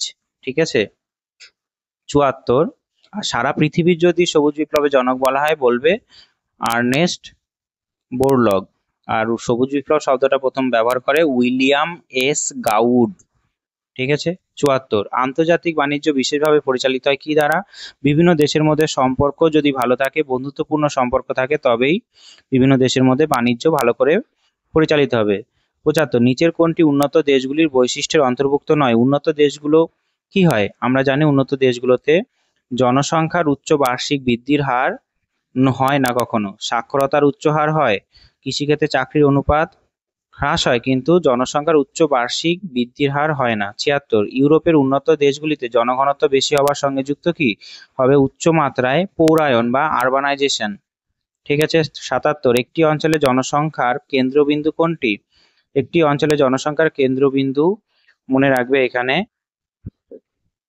একটি অঞ্চলে জনসংখ্যার কেন্দ্রবিন্দু কোনটি হবে? মনে রাখবে গড় বিন্দু। ঠিক আছে, মিন পয়েন্ট। মিন পয়েন্ট হলো জনসংখ্যার কেন্দ্রবিন্দু। দেখছো কতটা একটা টাফেস্ট কোশ্চেন দিয়েছে এখানে। ঠিক আছে, সহজে পারবে না অনেকে। 78, মোট জনসংখ্যা আমরা আলোচনা করব পরে। মোট জনসংখ্যা মোট আয়তনের অনুপাত কোনটি? মোট জনসংখ্যার সঙ্গে মোট আয়তনের অনুপাত বলা হয় ঘনত্বকে, জনঘনত্বকে বোঝায় এটা, ঠিক আছে। ৭৯, কৃষি নির্ভর সভ্যতায় জনসংখ্যার চাপ বোঝাতে কোন সূচকটি উৎকৃষ্ট বলে ধরা হয়? মনে রাখবে কৃষিজ ঘনত্ব, ঠিক আছে। ৮০, পৌর জনবসতির কোন শ্রেণীবিভাগের মধ্যে পূর্ণাঙ্গ শহর কথাটি ব্যবহৃত হয়েছে? মনে রাখবে কার্যাবলী সংশ্লিষ্ট শ্রেণীবিভাগের মধ্যে পূর্ণাঙ্গ শহর বা ম্যাচিওর টাউন শব্দটা ব্যবহার হয়েছে। ৮১, গাঙ্গেয় সমভূমি গ্রামীণ জনবসতিকে কি বলা হয়? পিণ্ডীভূত জনবসতি বলা হয়, ঠিক আছে। এখানে গোষ্ঠীবদ্ধভাবে জনবসতি গড়ে উঠেছে, তাই এটাকে বলা হয় গোষ্ঠীবদ্ধ জনবসতি। যেখানে ভালো সুযোগ সুবিধা থাকবে, জল থাকবে, মাটি ভালো থাকবে, চাষবাস ভালো হবে, শিল্প থাকবে, সেখানে মানুষ বসবাস স্থাপন করে, ঠিক আছে। আর সেটাকে গোষ্ঠীবদ্ধ বসতি বলে। ৮২, পিণ্ডাকৃতি গ্রামীণ বসতি দেখা যায় কোথায়? মনে রাখবে বদ্বীপ অঞ্চলেও দেখা যায় পিণ্ডাকৃতি বসতি, পাহাড়ি বা মরু অঞ্চলে দেখা যায় না। ৮৩, জনসংখ্যার বিবর্তন তত্ত্বের প্রথম পর্বের বৈশিষ্ট্য কি? জনসংখ্যা বিবর্তন তত্ত্বের প্রথম পর্বের বৈশিষ্ট্য হল উচ্চ জন্মহার ও উচ্চ মৃত্যুহার। জনসংখ্যা বিবর্তন তত্ত্ব দিয়েছিল, মনে রাখবে, ওয়ারেন থমসন। ওয়ারেন থমসন, ঠিক আছে। দ্বিতীয় পর্যায়ে কি হয়? উচ্চ জন্মহার তো থাকে কিন্তু মৃত্যুহারটা কমে যায় চিকিৎসা ব্যবস্থা উন্নতির জন্য। তৃতীয় পর্যায়ে কি হয়? জন্মহার মৃত্যুহার প্রায় সমান সমান চলে আসে। চতুর্থ পর্যায়ে জন্মহার আর মৃত্যুহার অনেকদিন সমান থাকে, অর্থাৎ স্থিতিশীল। আর পঞ্চম পর্যায়ে ধীরে ধীরে নেগেটিভের দিকে পৌঁছায়, অর্থাৎ জন্মহার যা হচ্ছে মৃত্যুহার বেশি হচ্ছে, অর্থাৎ মানুষ যত শিক্ষিত হচ্ছে, আধুনিক চিকিৎসা ব্যবস্থা উন্নতি হচ্ছে, তখন জন্মহারটা কমে যাচ্ছে, মৃত্যুহার আরো কমে যাচ্ছে, ঠিক আছে। ৮৪, গ্রামীণ এটা পড়াবো আমি, ঠিক আছে, চিন্তার কিছু কারণ নেই, জনসংখ্যা পড়ানোর সময় পড়াবো। ৮৪, গ্রামীণ ও পৌর জনবসতির বৈশিষ্ট্যের বিভিন্নতা কোথায়? কার্যাবলীর ক্ষেত্রে, কারণ গ্রামীণ বসতি বেশিরভাগই কৃষি ক্ষেত্রের সঙ্গে যুক্ত, আর পৌর বসতি দ্বিতীয় স্তর, তৃতীয়, চতুর্থ, পঞ্চম স্তরের কাজের সঙ্গে যুক্ত। ৮৫, শুষ্ক অঞ্চল কেন্দ্রিক জনবসতি সাধারণত দেখা যায় কোথায়? শুষ্ক বিন্দু বসতি, যেখানে বেশি বন্যা হয়। যেখানে বেশি বন্যা হয় সেখানে শুষ্ক অঞ্চলে মানুষ বসবাস স্থাপন করে, অর্থাৎ এটা যদি নদী অববাহিকা হয়, ঠিক আছে, মানুষ অনেকটা উঁচু জায়গায় বসতি স্থাপন করবে, এই যে এই জায়গাটায় বসতি স্থাপন করবে, ঠিক আছে। তাই এটা শুষ্ক বিন্দু। আর যেখানে মরুভূমি, সেখানে জল পাওয়া যায় না, সেখানে এরকম জলাভূমির চারপাশে বসতি তৈরি হবে, ঠিক আছে, এরকম করে বসতি তৈরি হবে জলাভূমির চারপাশে, এটা ওয়াটার, ঠিক আছে, এর চারপাশে জলাভূমি তৈরি হয়, এটা তাই বলা হয় কি আর্দ্র বিন্দু বা ওয়েট পয়েন্ট। আর এটা কি, এটা হবে কি শুষ্ক বিন্দু বা ড্রাই পয়েন্ট। যেখানে বন্যা হবে সেখানে হবে ড্রাই পয়েন্ট বা শুষ্ক অঞ্চল, তাই ভালো করে মনে রাখবে শুষ্ক অঞ্চলে মানুষ অনেকটা উঁচুতে থাকে, বন্যা হয় বলে, তাই এটা শুষ্ক বিন্দু বসতি। আর আর্দ্র বিন্দু বসতি মানে কি ওয়েট পয়েন্ট সেট, যেখানে জল পাওয়া যায় না, জলের চারপাশে বসতি তৈরি হয় বৃত্তাকার ভাবে, ঠিক আছে, আমরা পড়বো পরে। এইগুলো আমাদের না পড়লে হবে, কারণ ত্রিপুরা বোর্ডের প্রশ্ন, ত্রিপুরার শিক্ষক নিয়োগ হয়েছে, তাই এই জিনিসগুলো দিয়েছে, আমাদের সিলেবাসে এগুলো আসবে না, তাই এগুলো আমরা আগেই বাদ দিয়ে দিই, ঠিক আছে। আমরা ৮৯ প্রশ্নটা করি, খোয়াই ব্যারেজটি কোথায় অবস্থিত? এই প্রশ্নটা বাদ দাও, এটা করতে হবে না। ৯০ প্রশ্নটা কি বলছে? উপদ্বীপীয় ভারতে আঞ্চলিক মৃত্তিকার নাম কি? কৃষ্ণ মৃত্তিকা। ব্যাসাল মাটি থেকে সৃষ্ট মৃত্তিকা হলো কৃষ্ণ মৃত্তিকা। ৯১, নিচের উল্লেখিত কোন পর্বতশ্রেণীটি দুটি ধাপে দুই ধরনের বিপরীতধর্মী উদ্ভিদ দেখা যায়? মনে রাখবে পশ্চিমঘাট পর্বতের পশ্চিম ঢালে বৃষ্টি বেশি হয় বলে নাতিশীতোষ্ণ কি বলে যে ক্রান্তীয় বৃষ্টি অরণ্য দেখা যায়, আর ঠিক অপোজিট পার্টে সেই অরণ্য দেখা যায় না, ঠিক আছে, পর্ণমোচী বৃক্ষর উদ্ভিদ দেখা যায়, তাই এই পশ্চিম ঘাটে দুই পাশে দুই ধরনের উদ্ভিদ দেখা যায়। ৯২, ভারতের যে অঞ্চলে জোয়ার-ভাটা শক্তি সর্বাপেক্ষা অধিক সম্ভাবনা আছে? মনে রাখবে গুজরাট উপকূলে, ঠিক আছে, জোয়ার-ভাটা শক্তি বা টাইডাল এনার্জি সব থেকে বেশি সম্ভাবনা আছে, টাইডাল এনার্জি। কোরোপ্লেট মানচিত্রের সাহায্যে দেখানো হয় কি? মনে রাখবে জনঘনত্ব কোরোপ্লেট মানচিত্রের সাহায্যে দেখানো হয়, আর জনসংখ্যার বন্টন দেখানো হয় ডট ম্যাপে, ডট, ঠিক আছে, বেশ। এরপরে ৯৪, সমুদ্র দূরবর্তী সমোন্নতি রেখার অবস্থান, সমদূরবর্তী সমোন্নতি রেখার অবস্থান যে ভূমিরূপের প্রকাশ ঘটায়, অর্থাৎ সমোন্নতি রেখা বলতে বোঝায় সমান উচ্চতাযুক্ত স্থানকে যে রেখা দ্বারা যুক্ত করা হয়। এটা টোপোগ্রাফি ম্যাপে, এটা টোপোগ্রাফি ম্যাপ বা ভূবৈচিত্র্য সূচক মানচিত্রে কি দেখায়? বাদামি রঙে দেখায়, ঠিক আছে, মনে রাখবে ভূবৈচিত্র্য সূচক মানচিত্রে এটি কি রঙে দেখায়? বাদামি রঙে। এটা যদি সমান সমান ভাবে অবস্থান করে তাহলে এটা কি হবে? একরূপ ঢাল, ঠিক আছে, একরূপ ঢাল, ইউনিফর্ম স্লোপ, ঠিক আছে। নিচের কোনটি প্রকৃতিগতভাবে স্থান সম্বন্ধীয়? প্রকৃতিগতভাবে স্থান সম্বন্ধীয়, পজিশনাল ইন নেচার। মধ্যমা হলো পজিশনাল ইন নেচার। আমরা মধ্যমা নির্ণয় করি n/, কি দিয়ে, 2 দিয়ে, ঠিক আছে, n/2 দিয়ে নির্ণয় করি, তাই তো। এটাও করা হয় +n+1/2 দিয়েও করা হয়, ঠিক আছে। আমি যখন প্র্যাকটিক্যাল করাবো তখন করাবো।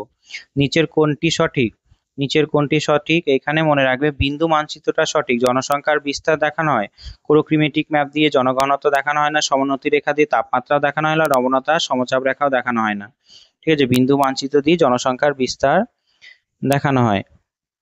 এরপরে নদীর ক্ষয়কার্য সাধিত হয়, মনে রাখবে অবঘর্ষ প্রক্রিয়া দ্বারা। অবঘর্ষ প্রক্রিয়া কি? যখন নদীর সঙ্গে বাহিত শিলাগুলো নদীর তলদেশে, এরকম নদীর তলদেশে ধাক্কা লাগে তখন যে ক্ষয় হয় সেটাকে বলা হয় কি? অবঘর্ষ প্রক্রিয়া। লম্পদান প্রক্রিয়া মানে কি? বহন প্রক্রিয়ার একটা অংশ, একটা ভাগ। আর ভাসমান মানেও বহন প্রক্রিয়ার একটা ভাগ, ঠিক আছে। মনে রাখবে আমরা নদী যখন পড়বো বলবো। বালিয়াড়ি তৈরি হয় কিভাবে? বালিয়াড়ি তৈরি হয় বায়ু দ্বারা আনিত বালিকণা দ্বারা। বালিয়াড়ি তৈরি হয়। বালিয়াড়ি দু ধরনের, বিশেষ করে একটা অর্ধচন্দ্রাকৃতি বালিয়াড়ি যাকে বলা হয় বারখান বালিয়াড়ি, আর একটা কি, সমান্তরাল বালিয়াড়ি বা অনুদৈর্ঘ্য বালিয়াড়ি, তাকে বলা হয় কি? শিব বালিয়াড়ি, ঠিক আছে। বেশ। 99 ভূদৃশ্যাবলী হলো গঠন প্রক্রিয়া ও অবস্থার অপেক্ষক। উক্তিটি কার বলেছে? ঠিক আছে, গঠন প্রক্রিয়া অবস্থার অপেক্ষক, অর্থাৎ landscape is a function, structure, process and stage, বলেছে কে? W.M. ডেভিস। 100 নম্বর, ভূমিকম্প তরঙ্গগুলোকে কত ভাগে ভাগ করা হয়? তোমাদের পড়িয়েছি, বলো। P এবং S তরঙ্গ, অর্থাৎ দুটো তরঙ্গ হলো দেহ তরঙ্গ আর পৃষ্ঠ তরঙ্গ, অর্থাৎ আমরা কি বলবো? দেহ এবং পৃষ্ঠ তরঙ্গ। পৃষ্ঠ তরঙ্গের মধ্যে ছিল L, আর P আর S ছিল দেহ তরঙ্গ। তাই আমরা বলবো কি? দেহ তরঙ্গ অর্থাৎ পৃথিবীর ভেতর দিয়ে যাচ্ছে, সেটাকে কি বলা হয়? Body waves. আর দেহ তরঙ্গে কি বলা হয়? Body waves. আর পৃষ্ঠ তরঙ্গে কি বলা হয়? সারফেস ওয়েভ, ঠিক আছে। প্রস্তরময় মরুভূমিকে কি বলা হয়? প্রস্তরময় মরুভূমিকে বলা হয় কি? আর্গ। দেখো, এখানে শিলাময় মরুভূমিকে বলা হয় হামাদা, ঠিক আছে। আর বালিময় মরুভূমিকে বলা হয় আর্গ, ঠিক আছে। এখানে প্রথমে একটু ভুল বলে ফেলেছি। এখানে বালিময় মরুভূমিকে বলা হবে আর্গ, আর শিলাময় মরুভূমিকে বলা হবে হামাদা, ঠিক আছে। বেশ। আর আলজেরিয়াতে পাথুরে মরুভূমিকে বলা হবে কি? রেগ। বোঝা গেছে এটা?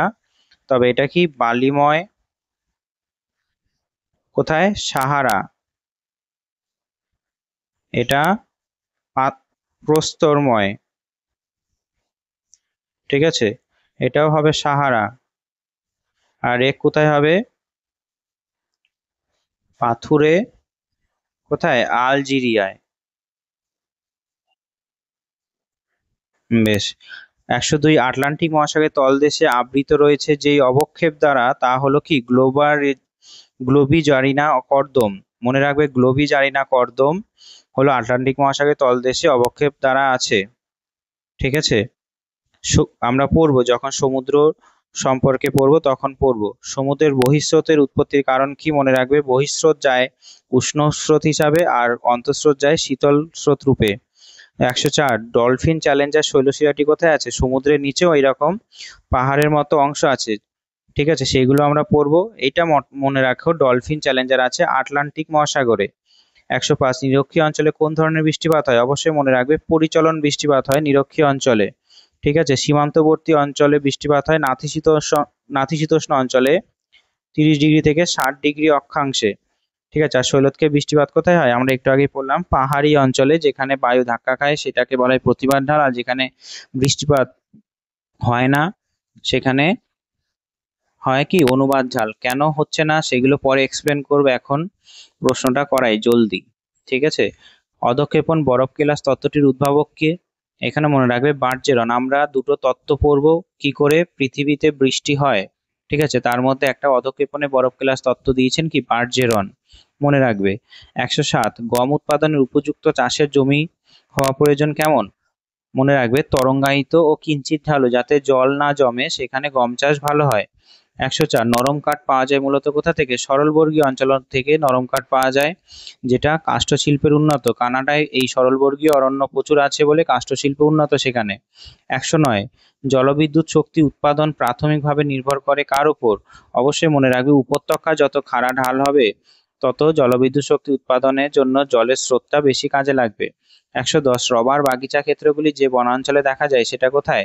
অবশ্যই কোনোটাই নয় এখানে, ঠিক আছে, কারণ রবার বাগিচা অঞ্চল দেখা যায় ক্রান্তীয় বৃষ্টি অরণ্যে দেখা যায়। 11 পেট্রোলিয়াম সাধারণত পাওয়া যায় কোন স্তরে? পেট্রোলিয়াম পাওয়া যায় সাধারণত প্রাচীন ভাঁজ পর্বত বলয়ে, ঠিক আছে। 112 লৌহ মিশ্রিত সংকর ধাতুকে কি বলা হয়? মনে রাখবে, বিশেষ প্রকার স্টিল বলা হয় লৌহ মিশ্রিত সংকর ধাতুকে। দেখো এইগুলো অতটা এক্সপ্লেনেশন করার মতো নেই বলে আমি কিছু বলছি না, ঠিক আছে। 113 নাথুলা গিরিপথ কোথায় আছে? সিকিমে। সিকিমে আছে নাথুলা গিরিপথ, অর্থাৎ এই যে ভারতের, এটা ভারতের অংশ।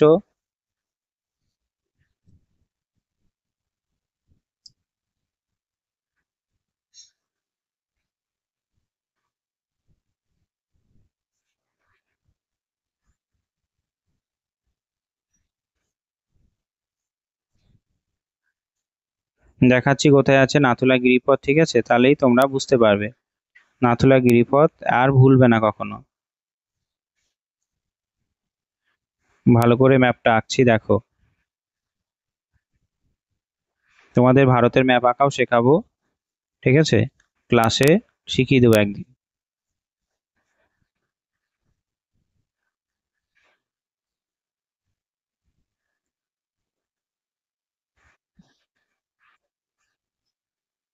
মোটামুটি করে আঁকছি।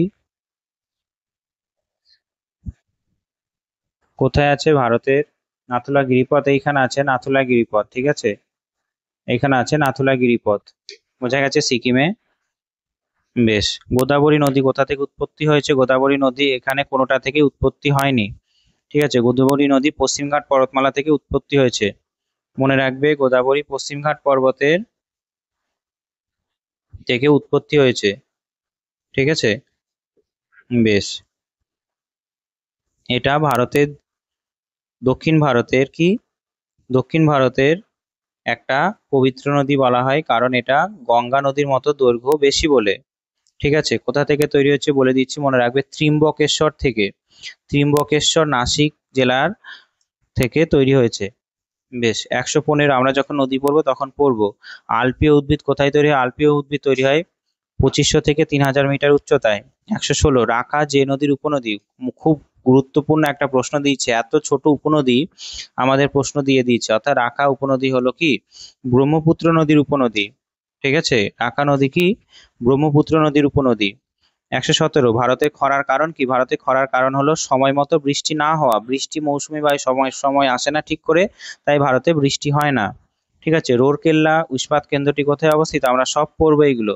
ব্রাহ্মণী নদীর তীরে অবস্থিত, ব্রাহ্মণী নদীর নিকটে অবস্থিত, ঠিক আছে। সাতপুরা একটি অবশ্যই মনে রাখবে স্তূপ পর্বত, ঠিক আছে, স্তূপ পর্বত।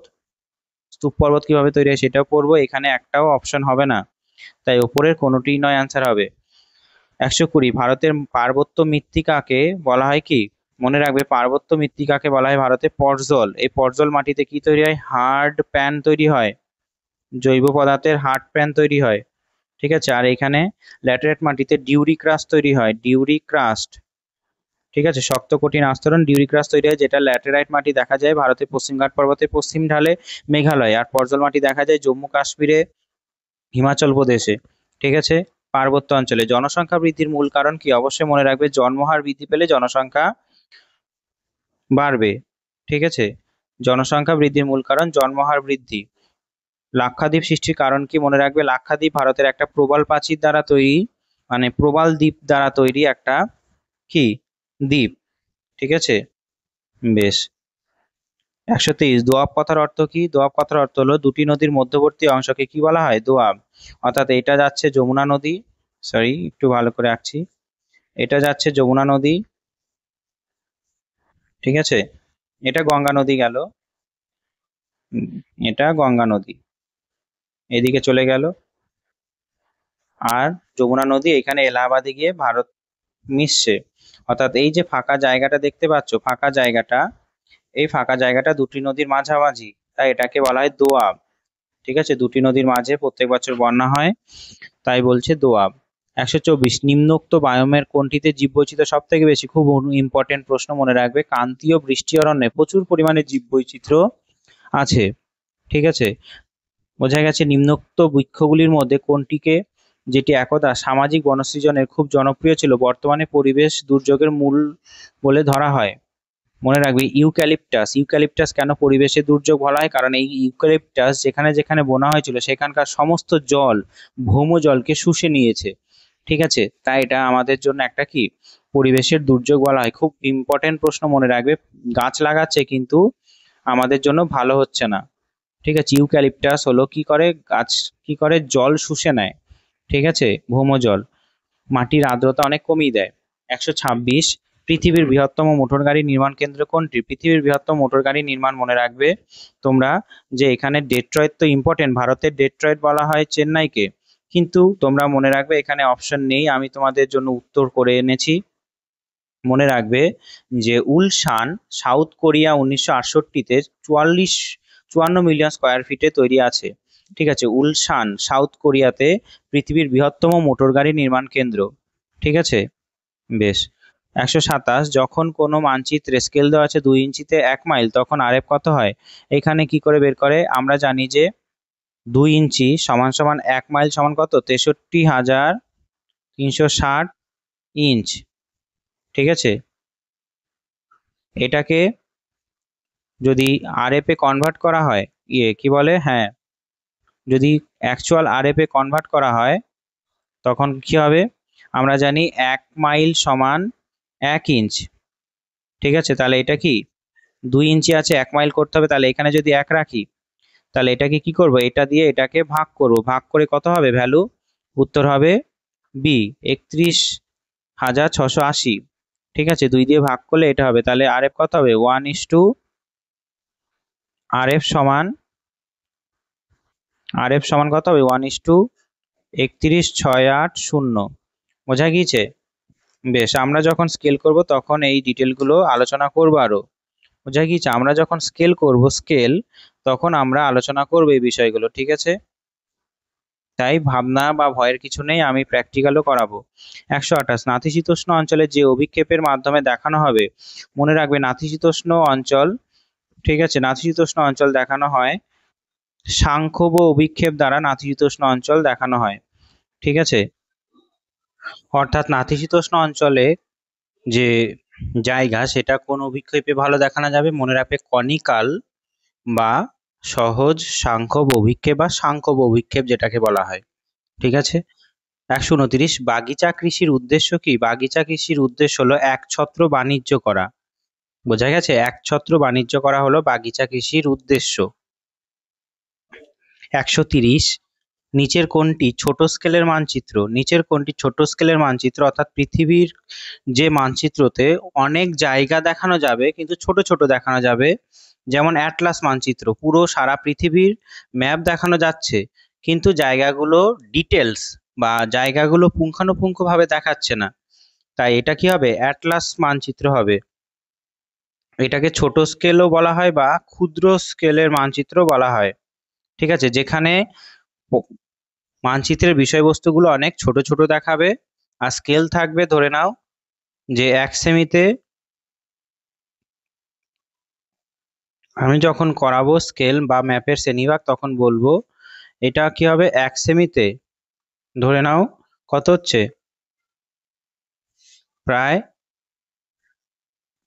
এই ক্ষুদ্র স্কেলের মানচিত্র যদি স্কেল বলা হয় তাহলে 1 সেমিতে 10 কিমি বলা হবে। ঠিক আছে, আর যদি এটা কি হবে, কোন মানচিত্র হবে বললাম? সমগ্র পৃথিবীর মানচিত্র বা অ্যাটলাস মানচিত্র যেটা আছে অপশনে। আর যদি বলে মাঝারি স্কেলের মানচিত্র তখন স্কেল হবে কত? তখন স্কেল হবে 1 সেমিতে 0.5 কিমি বা 1 কিমি। ঠিক আছে, এটা হলো মাঝারি। আর যদি বলা হয় বৃহৎ স্কেলের মানচিত্র তখন কত হবে? তখন হবে, মনে রাখবে, 1 সেমিতে 0.5 কিমি। ঠিক আছে, বৃহৎ স্কেলের মানচিত্র কি হবে? বৃহৎ স্কেলের মানচিত্র হবে ভূবৈচিত্র্য সূচক মানচিত্র। বোঝা গেছে? আর মাঝারি স্কেলের মানচিত্র হবে ডিগ্রি বা হাফ ইঞ্চি বা মিলিয়ন সিট ভূবৈচিত্র্য সূচক মানচিত্র বলা যেতে পারে। বেশ, আমরা যখন ম্যাপ বুক করব তখন আরো ডিটেলস বলবো। ঠিক আছে, জাস্ট মনে রাখো যে ক্ষুদ্র স্কেলের মানচিত্রে সারা পৃথিবী দেখানো হয়, যেখানে পুঙ্খানুপুঙ্খ দেখানো হয় না মানচিত্রের বিষয়বস্তুগুলো, আর বৃহৎ স্কেলে সব থেকে বেশি করে দেখানো হয়। আমরা বলতে পারি বৃহৎ স্কেলের মানচিত্রের উদাহরণ হিসাবে আমরা বলতে পারি ভূবৈচিত্র্য সূচক মানচিত্র বা মৌজা মানচিত্র বা ক্যাডাস্ট্রাল ম্যাপ ও বলা যেতে পারে। ঠিক আছে, উদাহরণ হিসাবে বৃহৎ স্কেলের মানচিত্র, মৌজা ম্যাপও বলা যেতে পারে। 131-এর প্রশ্ন দিয়েছে যে এইখানে কিছু সংখ্যা দিয়েছে, এই সংখ্যাগুলো থেকে কি বের করতে হবে? এই সংখ্যাগুলো থেকে বের করতে হবে তোমাকে গড় কতগুলো সংখ্যা আছে, 1 2 3 4 5 6 7। অর্থাৎ তোমরা কি করবে, 13 plus 15 plus 17 plus 23 plus 15 plus 15 plus 14 করার পরে কি করবে, এই সব কটাকে 7 দিয়ে ভাগ করবে, নিজেরা করবে, আমি আর বলছি না। এই সব কটা যোগ করার পরে যেটা হবে সেটাকে 7 দিয়ে ভাগ করবে। ঠিক আছে, 13 যোগ করবে, 15 যোগ করবে, 17 যোগ করবে, 23 যোগ করবে, 15 যোগ করবে, 15 যোগ করবে, 14 যোগ করবে, দিয়ে কত দিয়ে ভাগ করবে? যেহেতু 7টা আছে তাই 7 দিয়ে ভাগ করে দেবে। উত্তর কত হবে? উত্তর আমি বলে দিলাম 16 হবে। ঠিক আছে, অর্থাৎ এটার সূত্র কি, x/n। n মানে কি, পর্যবেক্ষণ সংখ্যা যতগুলো আছে ভ্যালু, আর x মানে কি, সামেশন x। ঠিক আছে, সামেশন x মানে কি বোঝায়? এই যে সবকটার যোগ, এটা হলো সূত্র। আমরা যখন প্র্যাকটিক্যাল করব তখন জানবো। 132 সরল পরিসংখ্যা বিভাজন দেখায় যায় কোথায়? সরল পরিসংখ্যা বিভাজন দেখা যায় যে চলকের বিভিন্ন মান এককভাবে যদি থাকে। ঠিক আছে, সরল পরিসংখ্যান মান যখন চলকের বিভিন্ন মান এককভাবে থাকে, আলাদা আলাদাভাবে থাকে না থাকে না। শ্রেণী বিভাজন থাকলে সরল পরিসংখ্যা বলা হবে না তাকে। বেশ, শ্রেণী বিভাজন অর্থাৎ এই যে এটা একটা কি সরল পরিসংখ্যা বিভাজন। ঠিক আছে, শ্রেণী বিভাজনের প্রস্থ কি? শ্রেণী বিভাজনের প্রস্থ হলো শ্রেণীটির ঊর্ধ্ব সীমানা থেকে শ্রেণীটির নিম্ন সীমানা, অর্থাৎ শ্রেণীটির ঊর্ধ্ব সীমানা যদি 10 হয়, অর্থাৎ এইরকম শ্রেণী বিভাজন আছে 5 থেকে 10, 10 থেকে 15, তাহলে শ্রেণীটির ঊর্ধ্ব সীমানা হলো এটা। ঠিক আছে, 15টা, এটা হলো শ্রেণীটির ঊর্ধ্ব সীমানা। ঠিক আছে, আর এটা হলো 10টা হলো শ্রেণীটির নিম্ন সীমানা।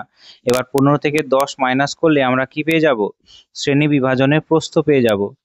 ঠিক আছে, শ্রেণী বিভাজনের প্রস্থ পেতে গেলে কি করতে হবে? এই যে 10 থেকে 15, 15 থেকে 20 যে ক্লাস আছে বা শ্রেণী সীমানা আছে, এবার সব থেকে হাইয়েস্ট যেটা আছে শ্রেণী সীমানা, সেটা থেকে অর্থাৎ লোয়ার ক্লাস বাউন্ডারি থেকে হায়ার ক্লাস বাউন্ডারিকে মাইনাস করলে আমরা পেয়ে যাব কি? প্রস্থ। অর্থাৎ 20 মাইনাস 15 করলে আমরা প্রস্থ পেয়ে যাব। ঠিক আছে, বেশ, আমরা প্র্যাকটিক্যাল যখন করব বলবো।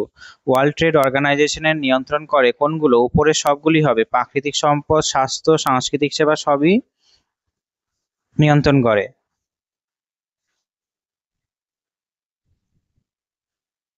এখানে একটু বিষয় বোঝার আছে, দাঁড়াও বলি।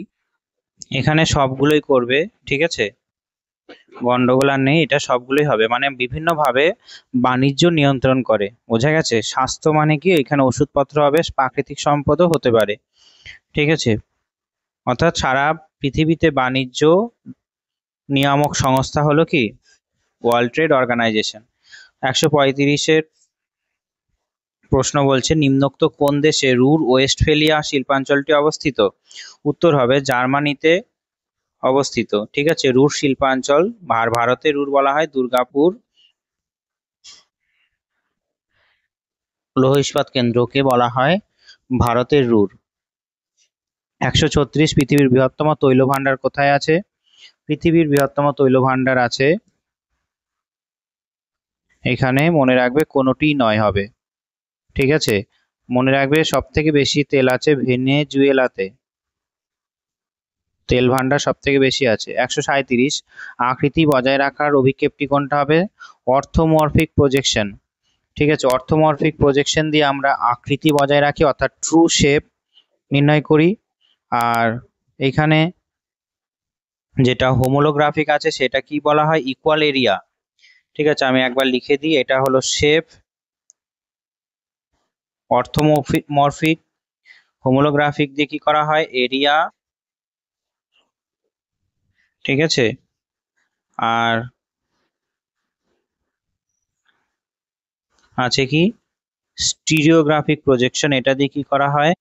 এই স্টিরিওগ্রাফিক প্রজেকশনটা করা হয় যে আলোর উৎস হিসাবে যখন আলোটা গ্লোবের সঙ্গে পেরিফেরিতে থাকে, ঠিক আছে, গ্লোবের থেকে একটু দূরে থাকে, পেরিফেরিতে মানে একবারে প্রায় সীমানাতে থাকে, এটা আলাদা ধরনের। ঠিক আছে, যখন প্রজেকশন করব তখন বলবো। আপাতত এই দুটোই মনে রাখবো, হোমোলোগ্রাফি এরিয়াকে ঠিক রাখে আর অর্থোমরফিক শেপকে ঠিক রাখে, শেপ বা আকৃতি। 138 বিপর্যয় ঘটে কিভাবে? বিপর্যয় ঘটে যখন আকস্মিক ঘটনা ও ভঙ্গুর অবস্থার মিলন ঘটে। আকস্মিক ঘটনা হঠাৎ করে কোনো বিষয় উঠে এলো, হঠাৎ করে কোনো বিষয় ঘটে গেল তখন, বা ভঙ্গুর অবস্থা যখন মিলন ঘটে একসঙ্গে তখন এই বিপর্যয়টা ঘটে। 139 রাসায়নিক আবহবিকার অন্তর্ভুক্ত কোনগুলো হবে? সি হবে একটা কি? Hydration, oxidation, carbonation. মনে রাখবে অক্সিডেশনের জন্য লোহায় মরচে পড়ে, কার্বনেশনের জন্য চুনাপাথর অঞ্চলে কাস্ট ভূমিরূপ তৈরি হয়। অক্সিডেশন হলো অক্সিজেনের সঙ্গে জলীয় বাষ্পের বিক্রিয়া হয় বা জলের, আর কার্বনেশনের জন্য জলের সঙ্গে কার্বন ডাই অক্সাইডের। ঠিক আছে, আর হাইড্রেশন জল কোনো একটা শিলায় ঢুকলে সেই শিলাটাকে ফুলিয়ে দেয়, সেটা হবে হাইড্রেশন। ভারী সিলিকেট যেটি সীমা নামে পরিচিত কোথায় হবে? তোমাদের করেছি সিলিকেট জাতীয় পদার্থ সীমা মানে কি? শিয়াল, সীমা আমরা পড়েছি ভূত্বকে, তাই সিলিকা, এসআই মানে সিলিকা, আর এমএ মানে কি? ম্যাগনেসিয়াম। সেটা কোথায় আছে? সেটা আছে ভূত্বকে। ঠিক আছে, কেন্দ্রমণ্ডল কি দিয়ে তৈরি? কেন্দ্রমণ্ডল নিকেল আর লোহা। আর গুরুমণ্ডল কি দিয়ে তৈরি? ক্রফেসিমা, নিফেসিমা। তোমাদের পড়িয়েছি, যারা আগের ভিডিও দেখোনি তারা দেখে নাও, আমি তোমাদের ক্লাস করানো শুরু করেছি সেই আগের ভিডিওতে, দেখে নাও, করিয়েছি। এটা আমাদের পড়তে হবে না, এটা পড়তে হবে না, এটা পড়তে হবে না, ত্রিপুরা রাজ্যের পড়তে হবে না। এরপরে আছে 144 পারস্পরিক সম্পর্কযুক্ত খাদ্য শৃঙ্খলের গোষ্ঠীকে কি বলা হয়? মনে রাখবে খাদ্য জালক বা বলা হয় ফুড ওয়েব। ঠিক আছে, 145 একটি দীর্ঘ সংকীর্ণ গভীর ইউ আকৃতি খাড়ি যেটি হিমাবাহের উপত্যকা সমুদ্র অভিমুখ হয়ে অবস্থান করে তাকে কি বলা হবে? ফিয়র্ড। নরওয়ে সুইডেনকে ফিয়র্ডের দেশ বলা হয়, অর্থাৎ হিমাবাহে উপত্যকার ভেতরে যদি সমুদ্রের জল ঢুকে যায় তাকে কি বলা হবে? তাকে বলা হবে ফিয়র্ড। ঠিক আছে, সমুদ্রের দিকে থাকে। কুরুশিয়া স্রোত প্রবাহিত হয়, মনে রাখবে, জাপানের পশ্চিম উপকূল দিয়ে। জাপান আমরা যখন সমুদ্র স্রোত পড়বো তখন আরো ভালো করে বুঝিয়ে দেবো। ঠিক আছে, 1 নটিক্যাল মাইল সমান কত ফুট? তোমরা ইন্টারনেটে এটা সার্চ করে নেবে, 6080 ফুট। নটিক্যাল মাইল সমুদ্র থেকে কতটা দূরত্ব আছে মূল ভূখণ্ড সেইটা মাপার জন্য নটিক্যাল মাইল ব্যবহার করা হয়। 1 নটিক্যাল মাইল সমান 1.85 কিলোমিটার। ঠিক আছে, সমুদ্র থেকে দূরত্ব কতটা আছে সেটা মাপার জন্য এটা করা হয়। 148 পেজ বলছি, 148 প্রশ্ন কি বলেছে? ডায়াটম অঞ্চলের বিস্তৃত সব থেকে বেশি কোথায় আছে? নিরক্ষীয় অঞ্চলে, সামুদ্রিক অবক্ষেপ। ঠিক আছে, সেই হিসাবে নিরক্ষীয় অঞ্চলে সব থেকে বেশি আছে ডায়াটম। 149 নিরক্ষীয় অঞ্চলে কাছাকাছি ক্রান্তীয় ঘূর্ণবাদ সৃষ্টি হয় না কেন? আমরা একটু আগে কিন্তু তোমাদের বলেছিলাম যে 0 ডিগ্রি থেকে 5 ডিগ্রি উত্তর দক্ষিণ অক্ষাংশে কোরিওলিস বল থাকে না বলে বা দুর্বল হয় বলে সেখানে ঘূর্ণিঝড় তৈরি হয় না, তাই দুর্বল কোরিওলিস বল হবে এখানে। ঠিক আছে, 150-এর একটা প্র্যাকটিক্যাল দিয়েছে, 150-এর একটা প্র্যাকটিক্যাল দিয়েছে, তোমাদের কিভাবে করতে হয় আমি খুব ভালো করে বোঝাচ্ছি, ভালো করে দেখো। ঠিক আছে, ভালো করে বোঝাচ্ছি, দেখো এখানে কি বলেছে। এখানে বলেছে যে কোনটি সঠিক P25 শতকতম অবস্থান যখন পরিসংখ্যানগুলি 6 থেকে 6, 11, 10, 8, 8, 5, 2, যেখানে শ্রেণীসীমানা 29 থেকে 34.5 হতে 29.5 থেকে 34.5-এর মধ্যে অবস্থান করে। এখানে তোমাদের আমি বিষয়টা বোঝাচ্ছি বলে একটু বড় করে করছি, খুব মন দিয়ে দেখো। ঠিক আছে, এখানে আমাদের শ্রেণী সীমানা দেয়া আছে। কত আছে? শ্রেণী সীমানাকে কি বলা হয়? আমরা লিখছি শ্রেণী সীমানা। তারপরে হবে পরিসংখ্যা। ঠিক আছে, তারপরে হবে আমাদের, যেহেতু এটা P25 বা মধ্যমার সঙ্গে সম্পর্কিত, তাই বলতে হবে কি কিউমুলেটিভ ফ্রিকোয়েন্সি বা ক্রমযৌগিক পরিসংখ্যা বের করতে হবে, যেটাকে আমরা এফসি দিয়ে ডিনোট করছি। ঠিক আছে, শ্রেণী সীমানা কত দিয়েছে? 29.5 থেকে 34.5। দেখো দুটোর মধ্যে গ্যাপ 5 করে, তাই কি করবে? প্রত্যেকটার সঙ্গে এটার সঙ্গে এইটার সঙ্গে 5 যোগ করবে। এটা লেখার পরে এটার সঙ্গে 5 যোগ করবে। 5 যোগ করলে কত হবে? 39.5। আবার এটার সঙ্গে 5 যোগ করে কত হবে? 44.5 থেকে কত? 49.5। পরিসংখ্যা কতগুলো আছে? 6, 11, 10। পরিসংখ্যাগুলো লিখে নিই, তাহলে আমাদের কতগুলো শ্রেণী করতে হবে বোঝা যাবে। 8, 8, 5, 2। বেশ, 49.5 হলো। এরপরে কত করতে হবে? 5 যোগ করতে হবে 54। ভুল হয়েছে একটু, এটা এরকম হবে না। এখানে 39.5 থেকে কত হবে? 44.5। 44.5 এখানে বসিয়ে দিতে হবে। আমি যখন প্র্যাকটিক্যাল করাবো তখন বলবো। ঠিক আছে, 49.5। আবার এটা কত হবে? 49.5 থেকে এটা 54.5 বসিয়ে দেবো। আবার 54.5 থেকে 59.5, আর লাস্ট 59.5 থেকে কত হবে? 63.5। ঠিক আছে, যে 29.5, তাহলে কত হলো? 1, 2, 3, 4, 5, 6, 7টা। 1, 2, 3, 4, 5, 6, 7টা। বেশ হয়েছে। এরপরে আমাদের পরিসংখ্যা, ক্রমযৌগিক পরিসংখ্যা বের করার নিয়ম কি? 6 + 11 সমান কত? 17। এটা এখানে হবে না, 6টা এখানে বসে যাবে, এটা 6 এখানে বসে যাবে। এখানে করতে হবে 6 + 11 সমান 17। 17 + 10 সমান 27। 27 + 8 সমান 35। 35 + 8 সমান 43। 43 + 5 সমান 48।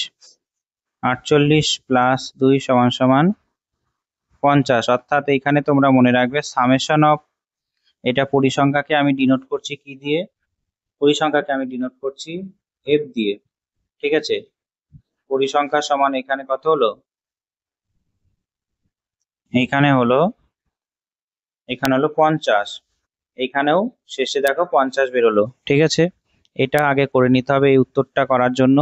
তারপরে তোমাদের মনে রাখতে হবে সূত্র হলো এইটা। সূত্র কি? L1 প্লাস, এইখানে নিচে করি সূত্রটা, ভালো হবে ব্ল্যাক পেন দিয়ে করি, তাহলে ভিজিবলটা বেশি হবে। বেশ, সূত্রটা হলো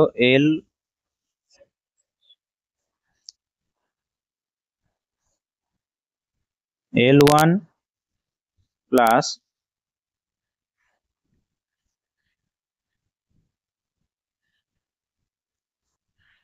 L1 প্লাস, এটা প্রথমে যেহেতু P25 দিয়েছে, তাই আমাদের কি করতে হবে?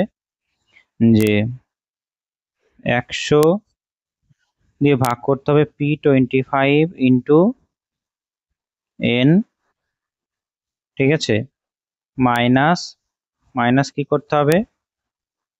এফসি। এফসি মানে কি আমি বলছি, আর কি করতে হবে? এখানে P25 এর ফ্রিকোয়েন্সি বসাতে হবে।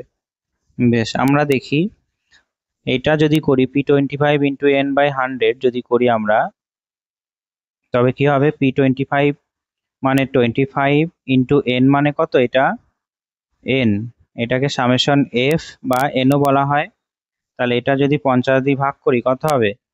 100 দিয়ে ভাগ করে যদি করি তবে এটা হবে 1250, ঠিক আছে, আর 100 সমান সমান কত হবে 12.5। ঠিক আছে, 12.5তম আইটেম। এখানে 12.5তম আইটেম কোথায় আছে? এই যে এটা আছে। তাই এটা কি? এটা হবে আমাদের ক্লাস, মধ্যমা ক্লাস। মধ্যমা মানে কি? এই যে P25 ক্লাস, ঠিক আছে, P25 ক্লাস। ঠিক আছে, এরপরে P25 ক্লাস পাওয়ার পরে এই L1 মানে কি? এই P25 ক্লাসের সব থেকে লোয়ার ক্লাস বাউন্ডারি কত আছে? 34.5। ঠিক আছে, আর P25 ইন্টু n/100 মানে কত পেয়েছি? 12.5 আমরা, মাইনাস এফসি মানে মনে রাখবে এই যে 17 হলো আমাদের P25 ক্লাসের ক্রমযৌগিক পরিসংখ্যা। এর ঠিক আগের যেটা এফসি, এটাকে বলা হবে এফসি। ঠিক আছে, এফসি কত আছে? 6। এখানে ইন্টারভেলটা দিতে ভুলে গেছি। আর ইন্টারভেল আমাদের কত আছে? এখানে একটা থেকে আরেকটার ইন্টারভেল কত? ক্লাস বাউন্ডারি কত আছে বলো? ক্লাস বাউন্ডারি আমরা কত বললাম? যে এই যে এইটা থেকে এটার ডিস্টেন্স কত? 5। ঠিক আছে, 5 করলাম, আলাদা কালি দিয়ে করি তাহলে ভালো হবে। ঠিক আছে, এটা অন্য জায়গার। বেশ, তারপরে আমরা কি করব? এরপরে আমরা যদি ক্যালকুলেশন করি, শেষ পর্যন্ত ক্যালকুলেশন হবে 34.5 প্লাস এখানে P25 মানে কোনটা? এইটা 11 দিয়ে আমাদের ভাগ করতে হবে। 11 দিয়ে ভাগ করার পরে শেষ পর্যন্ত আমাদের ভ্যালু দাঁড়াবে 12.5 মাইনাস 6 করব, দিয়ে কত বেরোবে? 6.5 বাই 11 ইন্টু 5। এবার যদি এটাকে ক্যালকুলেশন করি, 6.5কে ইন্টু 5 দিয়ে যদি করি কত হবে? 34.5 কত হবে? এটা হবে 32.5 বাই 5। ঠিক আছে, এরপরে যদি ক্যালকুলেশন করা হয় শেষ পর্যন্ত, তাহলে 32.5কে যদি 5 দিয়ে ভাগ করি, 5 নয়, সরি, এটা 5 নয়, এটা 11 দিয়ে ভাগ করি, তবে কত হবে? 11 দিয়ে ভাগ করলে হবে 34.5, আগে লিখে দেবো এখানে, প্লাস করব 2.9545, প্লাস করলে কত হবে? প্লাস করলে হবে 2.95, 34.5 প্লাস 2.9545 কত হচ্ছে? 37.4545 অ্যান্সার বেরোচ্ছে। এখানে দেখো অপশন আছে একটাও? এখানে কোনো অপশনই নেই, 37.75 আছে, তাই এটা কি হবে? ওপরের কোনোটিই নয়। তাহলে উত্তরটা কি করে করলাম? ঠিক আছে, আরেকবার ভিডিওটা দেখবে, যদি না বুঝতে পারো আমি প্র্যাকটিক্যাল করাবো, তখন বুঝে যাবে। ঠিক আছে, তবে দেখতে পেলে তোমাদের কেমন প্রশ্ন পরীক্ষায় আসতে পারে। অতটা ডেটা ভিত্তিক প্রশ্ন না পড়ে কনসেপচুয়াল বিল্ডিং তৈরি করো। ডেটা ভিত্তিক হয়তো কিছু থাকবে, কিন্তু ডেটা ভিত্তিক পড়তে গিয়ে কনসেপচুয়াল বিল্ডিং যদি না হয় পরীক্ষায় উত্তর করতে পারবে না। দেখতে পেলে যে অনেক কনসেপচুয়াল প্রশ্ন থাকছে, কিছু স্ট্যাটিক প্রশ্ন থাকছে। তাই তোমাদের বলবো যে কনসেপচুয়াল বিল্ডিং করো, আমার ক্লাসগুলো দেখো। আর শেষে একটা কথা বলি যে তোমরা যারা চ্যানেলে নতুন, অবশ্যই চ্যানেলটাকে ফলো করো। ঠিক আছে, তোমাদের জন্য আমি প্রায় সপ্তাহে এমসিকিউ প্র্যাকটিস প্লাস ক্লাস করাচ্ছি, পুরো সিলেবাস ভিত্তিক। ঠিক আছে, তাই তোমরা যদি সাপোর্ট না করো, সাপোর্ট বলতে বোঝাচ্ছি যদি না দেখো বা সাবস্ক্রাইব না করো, আমি হয়তো ইন ফিউচারে ভিডিও দিতে অতটা অনুপ্রাণিত হব না। কারণ ভিডিও যদি কেউ না দেখে তাহলে কার জন্য দেব? ঠিক আছে, তাই তোমাদের বলবো সাবস্ক্রাইব করো এবং বন্ধুদেরকেও জানিও। ঠিক আছে, তবে আজকের জন্য এইটুকুই। পরের ভিডিওতে আমরা আলোচনা করব শিলা এবং খনিজ সম্পর্কে। ঠিক আছে, 8-এর বই সঙ্গে সঙ্গে অ্যাডভান্স লেভেলের বইও আমরা তোমাদের সঙ্গে আলোচনা করব, আমি তোমাদের সঙ্গে আলোচনা করব। তাই দেখা হচ্ছে পরের ভিডিওতে। ভালো থাকবে। জয় হিন্দ, জয় ভারত।